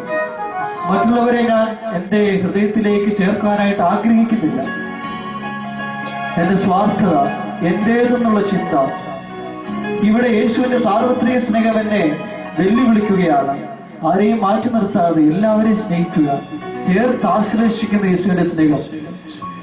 അവസാനമായി യേശുവിന്റെ വ്യക്തിപരമായ സ്നേഹം, യേശുവിനെ സ്നേഹിക്കുന്നുണ്ടെന്നുള്ള വലിയ തിരിച്ചറിവ്.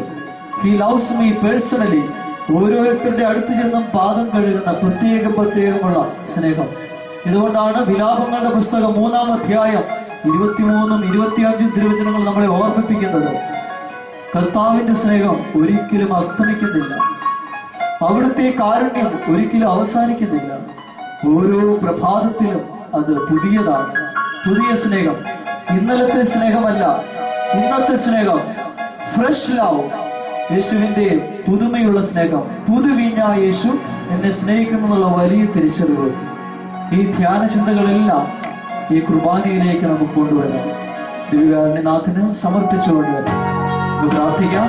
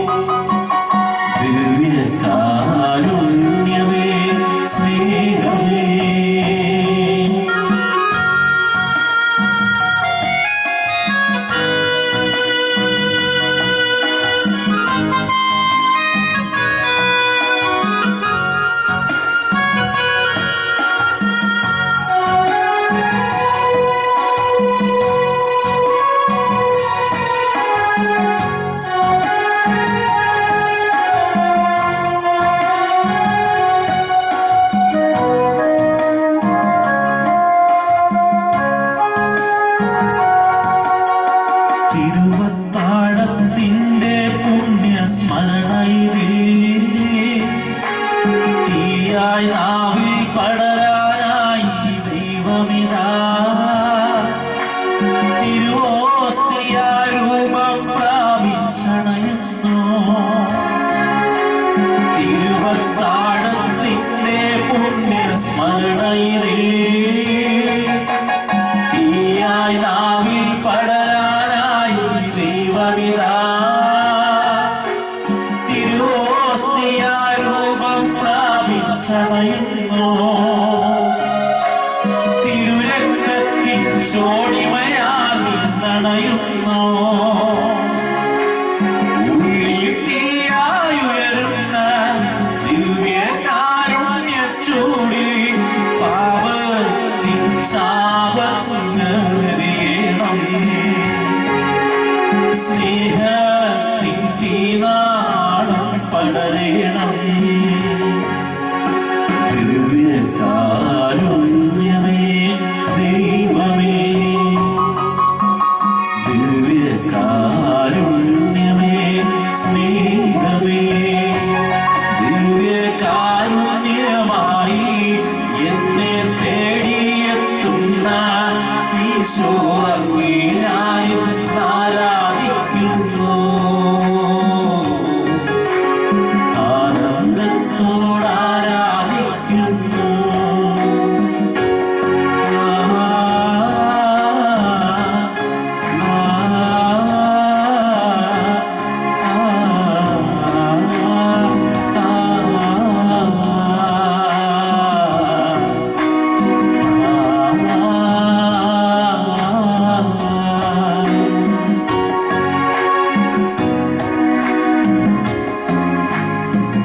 പരിശുദ്ധ പരമദിവ്യകാരുണ്യത്തിന് എന്നേരവും ആരാധനയും സ്തുതിയും പുകഴ്ചയും ഉണ്ടായിരിക്കട്ടെ. പരിശുദ്ധ പരമദിവ്യകാരുണ്യത്തിന് എന്നേരവും ആരാധനയും സ്തുതിയും പുകഴ്ചയും ഉണ്ടായിരിക്കട്ടെ. പരിശുദ്ധ പരമദിവ്യകാരുണ്യത്തിന് എന്നേരവും ആരാധനയും സ്തുതിയും പുകഴ്ചയും ഉണ്ടായിരിക്കട്ടെ.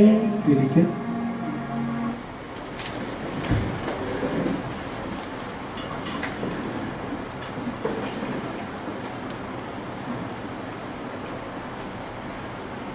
ദിവ്യകാരുണ്യ ഈശോയ്ക്ക് സ്തുതിയായിരിക്കട്ടെ. ഉറക്കെ പറഞ്ഞേ. ദിവ്യകാരുണ്യ ഈശോയ്ക്ക് സ്തുതിയായിരിക്കട്ടെ. ദിവ്യകാരുണ്യ ഹൃദയം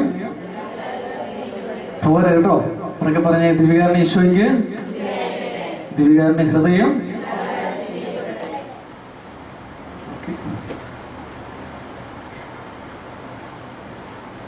നമ്മള് ഈശോയെ ദിവ്യകാരുണ്യ ഈശോയെ അനുഭവിക്കുവാനായിട്ട് ഉള്ള വഴികൾ തേടുകയായിരുന്നു. ബുദ്ധിതനായ യേശു നമുക്ക് തന്ന രണ്ട് വലിയ ദാനങ്ങളാണ് വിശുദ്ധ കുർബാനയും പരിശുദ്ധാത്മാവും. നമ്മൾ സ്ലീഹാകാലത്തിലൂടെ കടന്നുപോയി ഇപ്പൊ കൈത്താക്കാലത്തിലാണ്. ദൈവത്തിന്റെ അരൂപിയാൽ ജ്വലിച്ച സ്ലീഹന്മാര് ലോകത്തിന്റെ നാനാഭാഗങ്ങളിലും ക്രിസ്തുവിന് സാക്ഷ്യം വഹിച്ചു കൊണ്ടുപോയി. അങ്ങനെ സഭ വളർന്നു.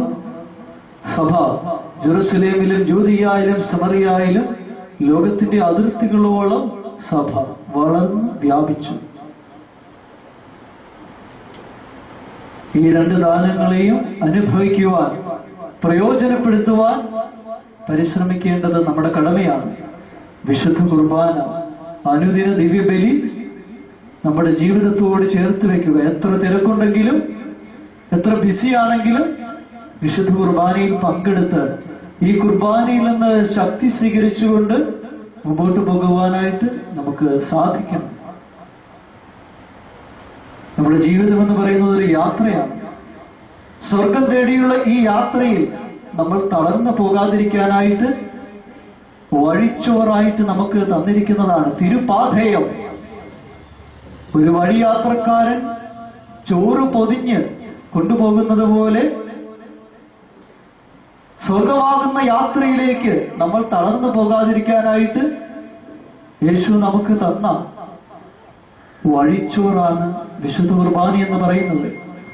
അതുകൊണ്ട് ഇതിൽ നിന്ന് ഭക്ഷിക്കാനും പാനം ചെയ്യുവാനും നമ്മൾ ശ്രദ്ധിക്കേണ്ടതാണ്, തളർന്ന് വീട് പോകാതിരിക്കാനായിട്ട്. അതുകൊണ്ട് ഏലിയാ പ്രവാചകൻ ജസബന്റെ ആജ്ഞയെ ഭയന്ന് കാർമൽ മലയിൽ അഭയം പ്രാപിച്ചിരിക്കുകയാണ്. ഒരു ഗുഹയിൽ അവൻ ഭക്ഷണമൊന്നും കഴിക്കാതിരിക്കുമ്പോൾ ദൈവദൂതൻ പ്രത്യക്ഷപ്പെട്ട് പറയുകയാണ്, പലായനം ചെയ്യുക, ഇദ്ദേഹം യാത്രയാവും, പേടിച്ചോടുകയാണ്. രാജാക്കന്മാരുടെ 21-ാം അധ്യായം, 1 രാജാക്കന്മാർ ചാപ്റ്റർ 21. ഈ മനുഷ്യൻ ജസബൽ രാജ്ഞിയെ ഭയന്ന് ഓടുകയാണ്. ഭക്ഷണം ഒന്നും കഴിച്ചിട്ടില്ല, തളർന്ന് ഉറങ്ങുകയാണ്. അപ്പോൾ ദൈവദൂതൻ പ്രത്യക്ഷപ്പെട്ട് കല്ലിൽ ചുട്ടെടുത്ത അപ്പം 2 അപ്പം കൊടുത്തിട്ട് പറയുകയാണ്, എഴുന്നേറ്റ് ഭക്ഷിക്കൂ, ഇല്ലെങ്കിൽ യാത്ര ദുഷ്കരമാകും. എഴുന്നേറ്റ് ഭക്ഷിക്കൂ, ഇല്ലെങ്കിൽ യാത്ര ദുഷ്കരമാകും. വിശുദ്ധ കുർബാന ഓരോ ദിവസവും നമ്മളോട് പറയുകയാണ്, എഴുന്നേറ്റ് ഭക്ഷിക്കൂ, അല്ലെങ്കിൽ യാത്ര ദുഷ്കരമാകും. സ്വർഗം തേടിയുള്ള നമ്മുടെ യാത്ര, ഈ ജീവിത യാത്രയിൽ നമ്മൾ തളർന്ന് വീണു പോകാതിരിക്കാൻ താങ്ങായിട്ട് ദൈവം നമുക്ക് തന്ന വലിയ നിധിയാണ്, സമ്പത്താണ് വിശുദ്ധ കുർബാന എന്ന് പറയുന്നത്. ഈ കുർബാനയെ അനുഭവിക്കുവാനായിട്ട്, ഈ വിശുദ്ധ കുർബാനയെ നമ്മുടെ ജീവിതത്തിലേക്ക് കൂട്ടിക്കൊണ്ടു പോകുവാനായിട്ട്, ഈ യേശുവുമായിട്ട് ഒരു വ്യക്തിബന്ധം സ്ഥാപിച്ചെടുക്കുവാനായിട്ട് സാധിച്ചാൽ നമ്മൾ സക്സസ്, നമ്മൾ വിജയിച്ചു. മറ്റൊന്നിനും നമ്മളെ തോൽപ്പിക്കാനായിട്ട് ഒരിക്കലും സാധിക്കുന്നില്ല. കാരണം വിശുദ്ധ കുർബാന എല്ലാം ഉണ്ട്. ജോൺ പോൾ രണ്ടാമൻ മാർപ്പാപ്പ ആവർത്തിച്ച് പറയുന്നുണ്ടല്ലോ, വിശുദ്ധ കുർബാനയിൽ പരിശുദ്ധാത്മദാനമുണ്ട്, യേശുവിനോടുള്ള സ്നേഹമുണ്ട്, പിതാവിനോടുള്ള ആദരവുണ്ട്. ഓരോ പുരുഷനും സ്ത്രീയും കൊതിക്കുന്ന സാക്ഷാത്കാരത്തിന്റെ അച്ചാരം. ഇവിടെ നമ്മുടെ ഇന്ദ്രിയങ്ങൾ നമ്മളെ കീഴ്പ്പെടുത്തുന്നു. മഹത്വവും കാലാതീതവുമായ ഒരു രഹസ്യം. വിശുദ്ധ കുർബാനയെ നമ്മൾ അവഗണിച്ചാൽ എത്രയോ വലിയ പാതകമായിരിക്കും. ഈ രഹസ്യത്തെ ധ്യാനിക്കുവാനും അനുഭവിക്കുവാനും സ്വന്തമാക്കുവാനും നമ്മൾ പരിശ്രമിക്കണം. നമ്മൾ ഇതുവരെ കണ്ടത് ഞാനൊന്ന് ബ്രഷപ്പ് ചെയ്യാം, നിങ്ങളുടെ മനസ്സിലേക്ക് ഒന്നുകൂടി ഒന്ന് ധ്യാനിക്കാനായിട്ട്. നമ്മള് വിശുദ്ധ കുർബാന, ഉദ്ധിതനായ യേശുവിനെ നമ്മള് പൗലോസ്ലീഹ അനുഭവിച്ചത് കണ്ടു. ഡമാസ്കസിലേക്കുള്ള വഴിയിൽ ആ മനുഷ്യനെ മാറ്റിമറിച്ചത് ഉദ്ധിതനെ കണ്ടപ്പോഴാണ്. താൻ ഉന്മൂലനം ചെയ്യാൻ ശ്രമിച്ച വ്യക്തി ജീവിച്ചിരിപ്പുണ്ടെന്നുള്ള വലിയ അറിവ്, യേശു ഇന്നും ജീവിക്കുന്നവനാണെന്നുള്ള, ഉദ്ധിതൻ ഇന്നും ജീവിക്കുന്നു, കുരിശിൽ തറച്ചു കൊന്നവൻ ഇന്നും ജീവിക്കുന്നു എന്നുള്ള വലിയ തിരിച്ചറിവ് പൗലോസിനെ കീഴ്പ്പെടുത്തി കളഞ്ഞു. ജീവിതത്തെ മാറ്റിമറിക്കുകയാണ്. ഉദ്ധിതനെ നമ്മൾ ഓരോ ദിവസവും വിശുദ്ധ കുർബാനയിൽ അനുഭവിക്കുമ്പോൾ നമ്മളിലും മാറ്റം വരണം. എന്തൊക്കെ പ്രശ്നങ്ങൾ എന്റെ ജീവിതത്തിൽ ഉണ്ടെങ്കിലും ഈ വിശുദ്ധ കുർബാനയിൽ യേശുവിനെ അനുഭവിച്ചു കഴിയുമ്പോൾ എനിക്ക് മാറ്റങ്ങൾ ഉണ്ടാവും. കാരണം വിശ്വാസത്തോടെ ഈ ബലിയെ നമ്മൾ സമീപിക്കേണ്ടതിന്റെ ആവശ്യകത ഇതാണ്.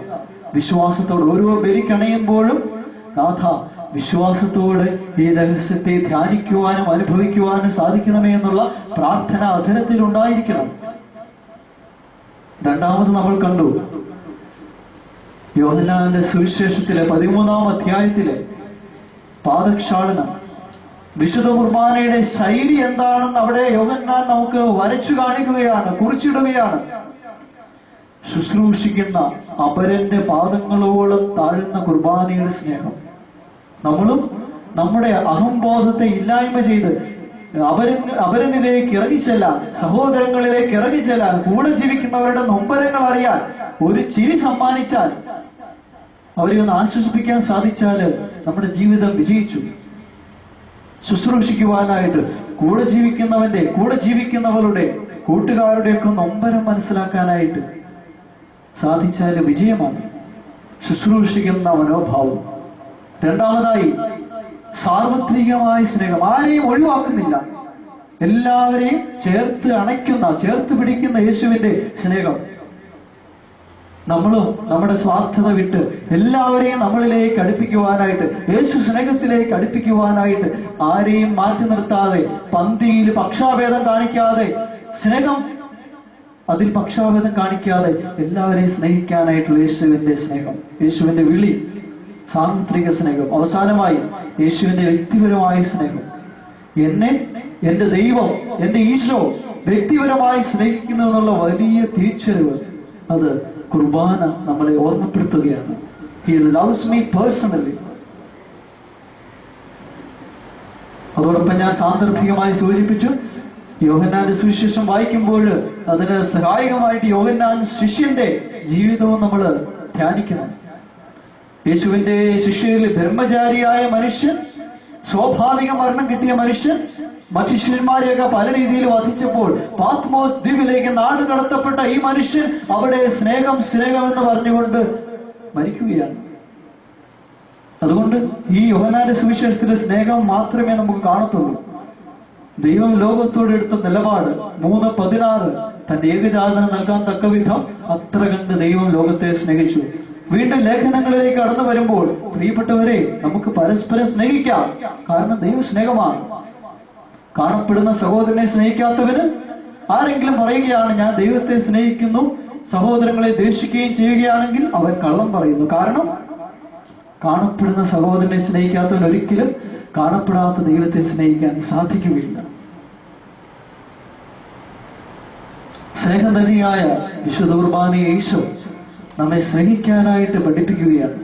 നമ്മളെ തന്നെ സ്വയം മറന്ന് മുറിയപ്പെടുന്ന സ്നേഹമായി തീരാനായിട്ട് നമ്മൾ ഓരോരുത്തരും അതിന് തയ്യാറാകണം. അതുകൊണ്ടാണ്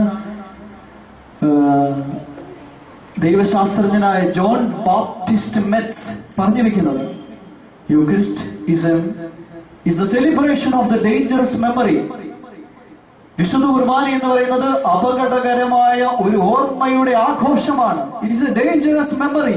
ഞാനിത് ജീവിക്കുന്നില്ലെങ്കിൽ ഇതെനിക്ക് അപകടകരമാണ്. ഈ വിശുദ്ധ കുർബാനയിൽ ഈശോയെ സ്വീകരിച്ചിട്ട് വെറുതെ എന്റെ ജീവിതം പാഴാക്കാനാണെങ്കിൽ ഇതെനിക്ക് അപകടകരമാണ്. നമ്മൾ എന്താ ഒരു പ്രതിജ്ഞ എടുക്കുകയാണ്. കുർബാന സ്വീകരിക്കുമ്പോൾ നമ്മൾ ഒരു പ്രതിജ്ഞ എടുക്കുകയാണ്, ഈശോയെ നിന്നെ ഞാൻ മറ്റുള്ളവർക്ക് പകർന്നു കൊടുക്കാം, നിന്റെ സ്നേഹം ഞാൻ എന്റെ ചുറ്റുപാട് മുഴുവൻ പ്രസരിപ്പിച്ചുകൊള്ളാം. നമ്മൾ യേശുവിനെ സ്വീകരിക്കുമ്പോൾ എടുക്കുന്ന ഒരു പ്രതിജ്ഞയാണ്. ഈ യേശുവിനെ സ്വീകരിച്ചിട്ട് വെറുതെ കുത്തിയിരിക്കാൻ സാധിക്കാത്തത് അതുകൊണ്ടാണ്. അതുകൊണ്ട് ഒരു വലിയ ദൗത്യം കൂടി ഓരോ കുർബാനയും നമുക്ക് വെച്ചു നീട്ടുന്നുണ്ട്, നമ്മുടെ മുമ്പിലേക്ക് നൽകുന്നുണ്ടെന്നുള്ള വലിയൊരു ബോധ്യവും കാഴ്ചപ്പാടും തിരിച്ചറിവും നമുക്ക് ഓരോ ബലിയിലും ഉണ്ടായിരിക്കണം.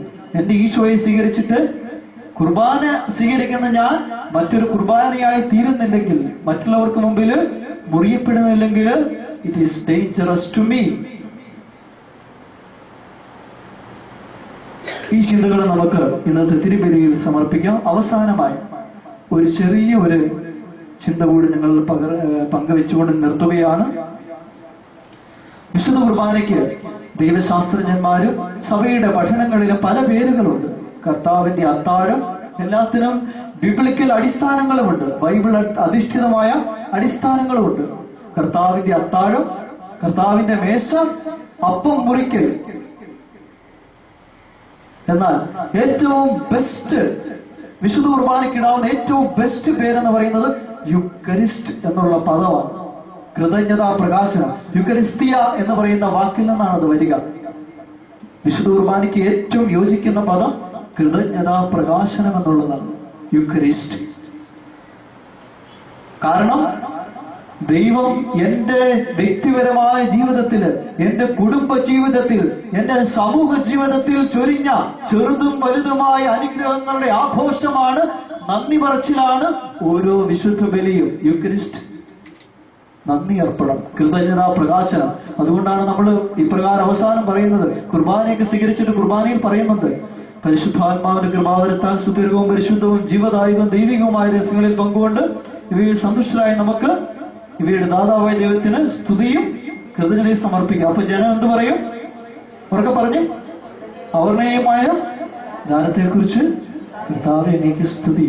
അവർണനീയം ദൈവമേ, നീ ചൊരിഞ്ഞ ചെറുതും വലുതുമായ നിരവധിയായ അനുഗ്രഹങ്ങളെ എണ്ണിപ്പെറുക്കി നന്ദി പറയുകയാണ് ഈ ബലിയിൽ ഉടനീളം. ഞങ്ങൾക്ക് നന്ദി പറയാം വയ്യാത്ത വിധം അത്ര വലിയ അനുഗ്രഹമാണ് നീ ചൊരിഞ്ഞിരിക്കുന്നത്. സോ വിശുദ്ധ കുർബാന എന്ന് പറഞ്ഞത് കൃതജ്ഞത അർപ്പിക്കുകയാണ്. അപ്പോൾ നമുക്ക് എങ്ങനെ വിശുദ്ധ കുർബാന ജീവിക്കാൻ സാധിക്കുമെന്ന് പറഞ്ഞാൽ, സിമ്പിൾ ആയിട്ട് പറഞ്ഞാൽ കൃതജ്ഞതയോടെ ജീവിക്കുക, നന്ദി പറഞ്ഞുകൊണ്ട് ജീവിക്കുക. യേശുവാണല്ലോ ലാസറിനെ ഉയർപ്പിക്കുന്നതിന് മുമ്പ് പറയുന്നത്, പിതാവേ നീ എന്റെ പ്രാർത്ഥന കേട്ടിരിക്കുന്നതിനാൽ ഞാൻ നിനക്ക് നന്ദി പറയുന്നു. നന്ദി പറഞ്ഞ് ജീവിക്കുവാനായിട്ടുള്ള ഒരു വലിയ വിളി. ഒരു ഇടവക പള്ളിയിൽ ഒരു ഹൈന്ദവയായ സ്ത്രീ എന്നും വന്ന് മോണ്ടലത്തിൽ വന്ന് പ്രാർത്ഥിക്കും. വികാരിച്ച് അത് നോട്ട് ചെയ്തു. ഭക്തിയുള്ള ഒരു സ്ത്രീ എന്നും വന്ന് കുർബാനയ്ക്ക് വന്ന് പ്രാർത്ഥിച്ചിട്ട് പോകും. അച്ഛൻ ഇത് നോട്ട് ചെയ്തു. കുറെ ആവർത്തി വന്നു കഴിഞ്ഞപ്പോൾ അച്ഛൻ ചോദിച്ചു, ഒരു ദിവസം ആ സ്ത്രീയെ വിളിച്ചു നിർത്തി ചോദിച്ചു, ചേച്ചി പ്രാർത്ഥിച്ച കാര്യങ്ങളൊക്കെ ദൈവം നടത്തി തന്നോ? ചോദിച്ച കാര്യങ്ങളൊക്കെ ദൈവം നടത്തി തന്നോ? അപ്പൊ ചേച്ചി പെട്ടെന്ന് തന്നെ മറുപടി പറഞ്ഞു, അച്ഛാ, ഞാൻ ചോദിച്ച ഒരു കാര്യം പോലും ദൈവം എനിക്ക് നിറവേറ്റി തന്നില്ല. പക്ഷെ ഞാൻ ചോദിക്കാത്ത നിരവധി നന്മകൾ എനിക്ക് ദൈവം തന്നു. ഞാൻ ചോദിച്ച ഒരു നന്മ പോലും, ഒരു കാര്യം പോലും ദൈവം നിറവേറ്റി തന്നില്ല. പക്ഷെ ഞാൻ ചോദിക്കാത്ത നിരവധി നന്മകൾ എനിക്ക് ദൈവം തന്നു. ഇതാണ് വിശുദ്ധ കുർബാനയിൽ യേശു നമ്മുടെ മനോഭാവത്തെ സ്വാധീനിക്കുന്നത്. ദൈവം എന്റെ ജീവിതത്തിലെ നിരവധിയായ നന്മകള്, ഞാൻ ചോദിക്കാത്ത, എനിക്ക് ആവശ്യമായിട്ടുള്ള നന്മകള് ദൈവം തരുമെന്നുള്ള വലിയ ബോധ്യത്തോടെ ജീവിക്കുക, കൃതജ്ഞതയോടെ ജീവിക്കുക, നന്ദി പറഞ്ഞ് ജീവിക്കുക. ഒരു യഹൂദന്റെ ജീവിതത്തിലെ ഏറ്റവും പ്രധാനപ്പെട്ട പ്രാർത്ഥന എന്താണ്? ദൈവമേ, ഇസ്രായേലിന്റെ ദൈവമായ കർത്താവേ, നീ വാഴ്ത്തപ്പെട്ടവനാകുന്നു. ബാറുഖ് അത്ത അദോനായി എലോഹേനു മെലക് ഹഓലം. ഇസ്രായേലിന്റെ ദൈവമായ കർത്താവേ, നീ വാഴ്ത്തപ്പെട്ടവനാകുന്നു. ഒരു യഹൂദൻ രാവിലെ എഴുന്നേറ്റ് പ്രാർത്ഥിക്കുന്നതാണ്. എന്തുകൊണ്ടാണ്? എനിക്ക് എന്തെങ്കിലും നന്മ ചെയ്തതുകൊണ്ട് മാത്രമല്ല, നീ ദൈവമായിരിക്കുന്നത് കൊണ്ട് തന്നെ, ദൈവമായിരിക്കുന്നത് കൊണ്ട് തന്നെ ദൈവം എനിക്ക് നന്മ മാത്രമേ വരുത്തൂ എന്നുള്ള ഉറച്ച ബോധ്യത്തോടെ നന്ദി പറഞ്ഞ് ജീവിക്കുക. ജീവിതത്തിൽ വ്യത്യാസങ്ങൾ ഉണ്ടാകും. ഇതാണ് യൂക്കറിസ്റ്റ് എന്ന് പറയുന്നത്, വിശുദ്ധ കുർബാന, കൃതജ്ഞതയുടെ ജീവിതം. ദൈവം നമുക്ക് ചൊരിഞ്ഞ ഏറ്റവും വലിയ അനുഗ്രഹമാണ് ഈ വിശുദ്ധ കുർബാന. ഈ വലിയ ദാനത്തിന് നന്ദി പറഞ്ഞ് നമുക്ക് ജീവിക്കാം. ഓരോ കുർബാനയിലും യേശുവിനെ അനുഭവിക്കുവാൻ, വിശ്വാസത്തോടെ ഈ രഹസ്യത്തെ ധ്യാനിക്കുവാനായിട്ട്, ആഴത്തിൽ അനുഭവിക്കുവാൻ നമുക്ക് സാധിക്കട്ടെ. ഇതെന്റെ തന്നെ ജീവിതമാണെന്നുള്ള തിരിച്ചറിവിൽ ഇതിൽ നിന്ന് ശക്തി പ്രാപിച്ച് ഈ യാത്രയിൽ വഴിച്ചോറായി വിശുദ്ധ കുർബാന സ്വീകരിച്ചുകൊണ്ട് മുമ്പോട്ട് പോകുവാൻ നമുക്ക് സാധിക്കട്ടെ. ഒരു വ്യക്തിപരമായ സ്നേഹം, സാർവത്രികമായ സ്നേഹം, ശുശ്രൂഷിക്കുന്ന യേശുവിന്റെ സ്നേഹം, ഇത് അനുഭവിക്കുവാൻ നമുക്ക് സാധിക്കട്ടെ. നിങ്ങൾ എല്ലാവരെയും യേശു അനുഗ്രഹിക്കട്ടെ. പരിശുദ്ധ പരമദിവ്യകാരുണ്യത്തിന് നേരവും ആരാധനയും സ്തുതിയും പുകഴ്ചയും ഉണ്ടായിരിക്കട്ടെ. പരിശുദ്ധ പരമദിവ്യകാരുണ്യത്തിന് നേരവും ആരാധനയും സ്തുതിയും പുകഴ്ചയും ഉണ്ടായിരിക്കട്ടെ. പരിശുദ്ധ പരമദിവ്യകാരുണ്യത്തിന് നേരവും ആരാധനയും സ്തുതിയും പുകഴ്ചയും ഉണ്ടായിരിക്കട്ടെ. കുർബാനയെ അനുഭവിക്കുവാൻ, അറിയുവാൻ, അതിൽ ആഴപ്പെടുവാൻ നമുക്ക് സാധിക്കട്ടെ. ഉചിതം നമുക്ക് നൽകിയ വലിയ നിധിയാണ് വിശുദ്ധ കുർബാനയും പരിശുദ്ധാത്മാവും. ഇവിടെ എല്ലാം ഉണ്ട്. പിതാവിനോടുള്ള ആരാധന, ബഹുമാനം, പുത്രനോടുള്ള സ്നേഹം, പരിശുദ്ധാത്മദാനം, ഓരോ പുരുഷനും സ്ത്രീയും കൊതിക്കുന്ന സാക്ഷാത്കാരത്തിന്റെ അച്ചാരം. ഇവിടെ നമ്മുടെ ഇന്ദ്രിയങ്ങൾ കീഴ്പ്പെടുത്തുകയാണ് നമ്മളെ. അതുകൊണ്ട് ഈ രഹസ്യത്തെ അറിയുവാൻ, അനുഭവിക്കുവാൻ നമുക്ക് സാധിക്കട്ടെ. അങ്ങനെ നമ്മുടെ ജീവിതത്തിലെ ഈ ഉദ്ധിതൻ മാറ്റം വരുത്തട്ടെ. നമ്മുടെ പ്രശ്നങ്ങൾക്കെല്ലാം പ്രതിവിധിയായ ഈ ദൈവം നമ്മളെ സുഖപ്പെടുത്തട്ടെ. നിങ്ങളെല്ലാവരെയും ഈശോ അനുഗ്രഹിക്കട്ടെ. പിതാവിന്റെയും പുത്രന്റെയും പരിശുദ്ധാത്മാവിന്റെ നാമത്തിൽ ആമേൻ.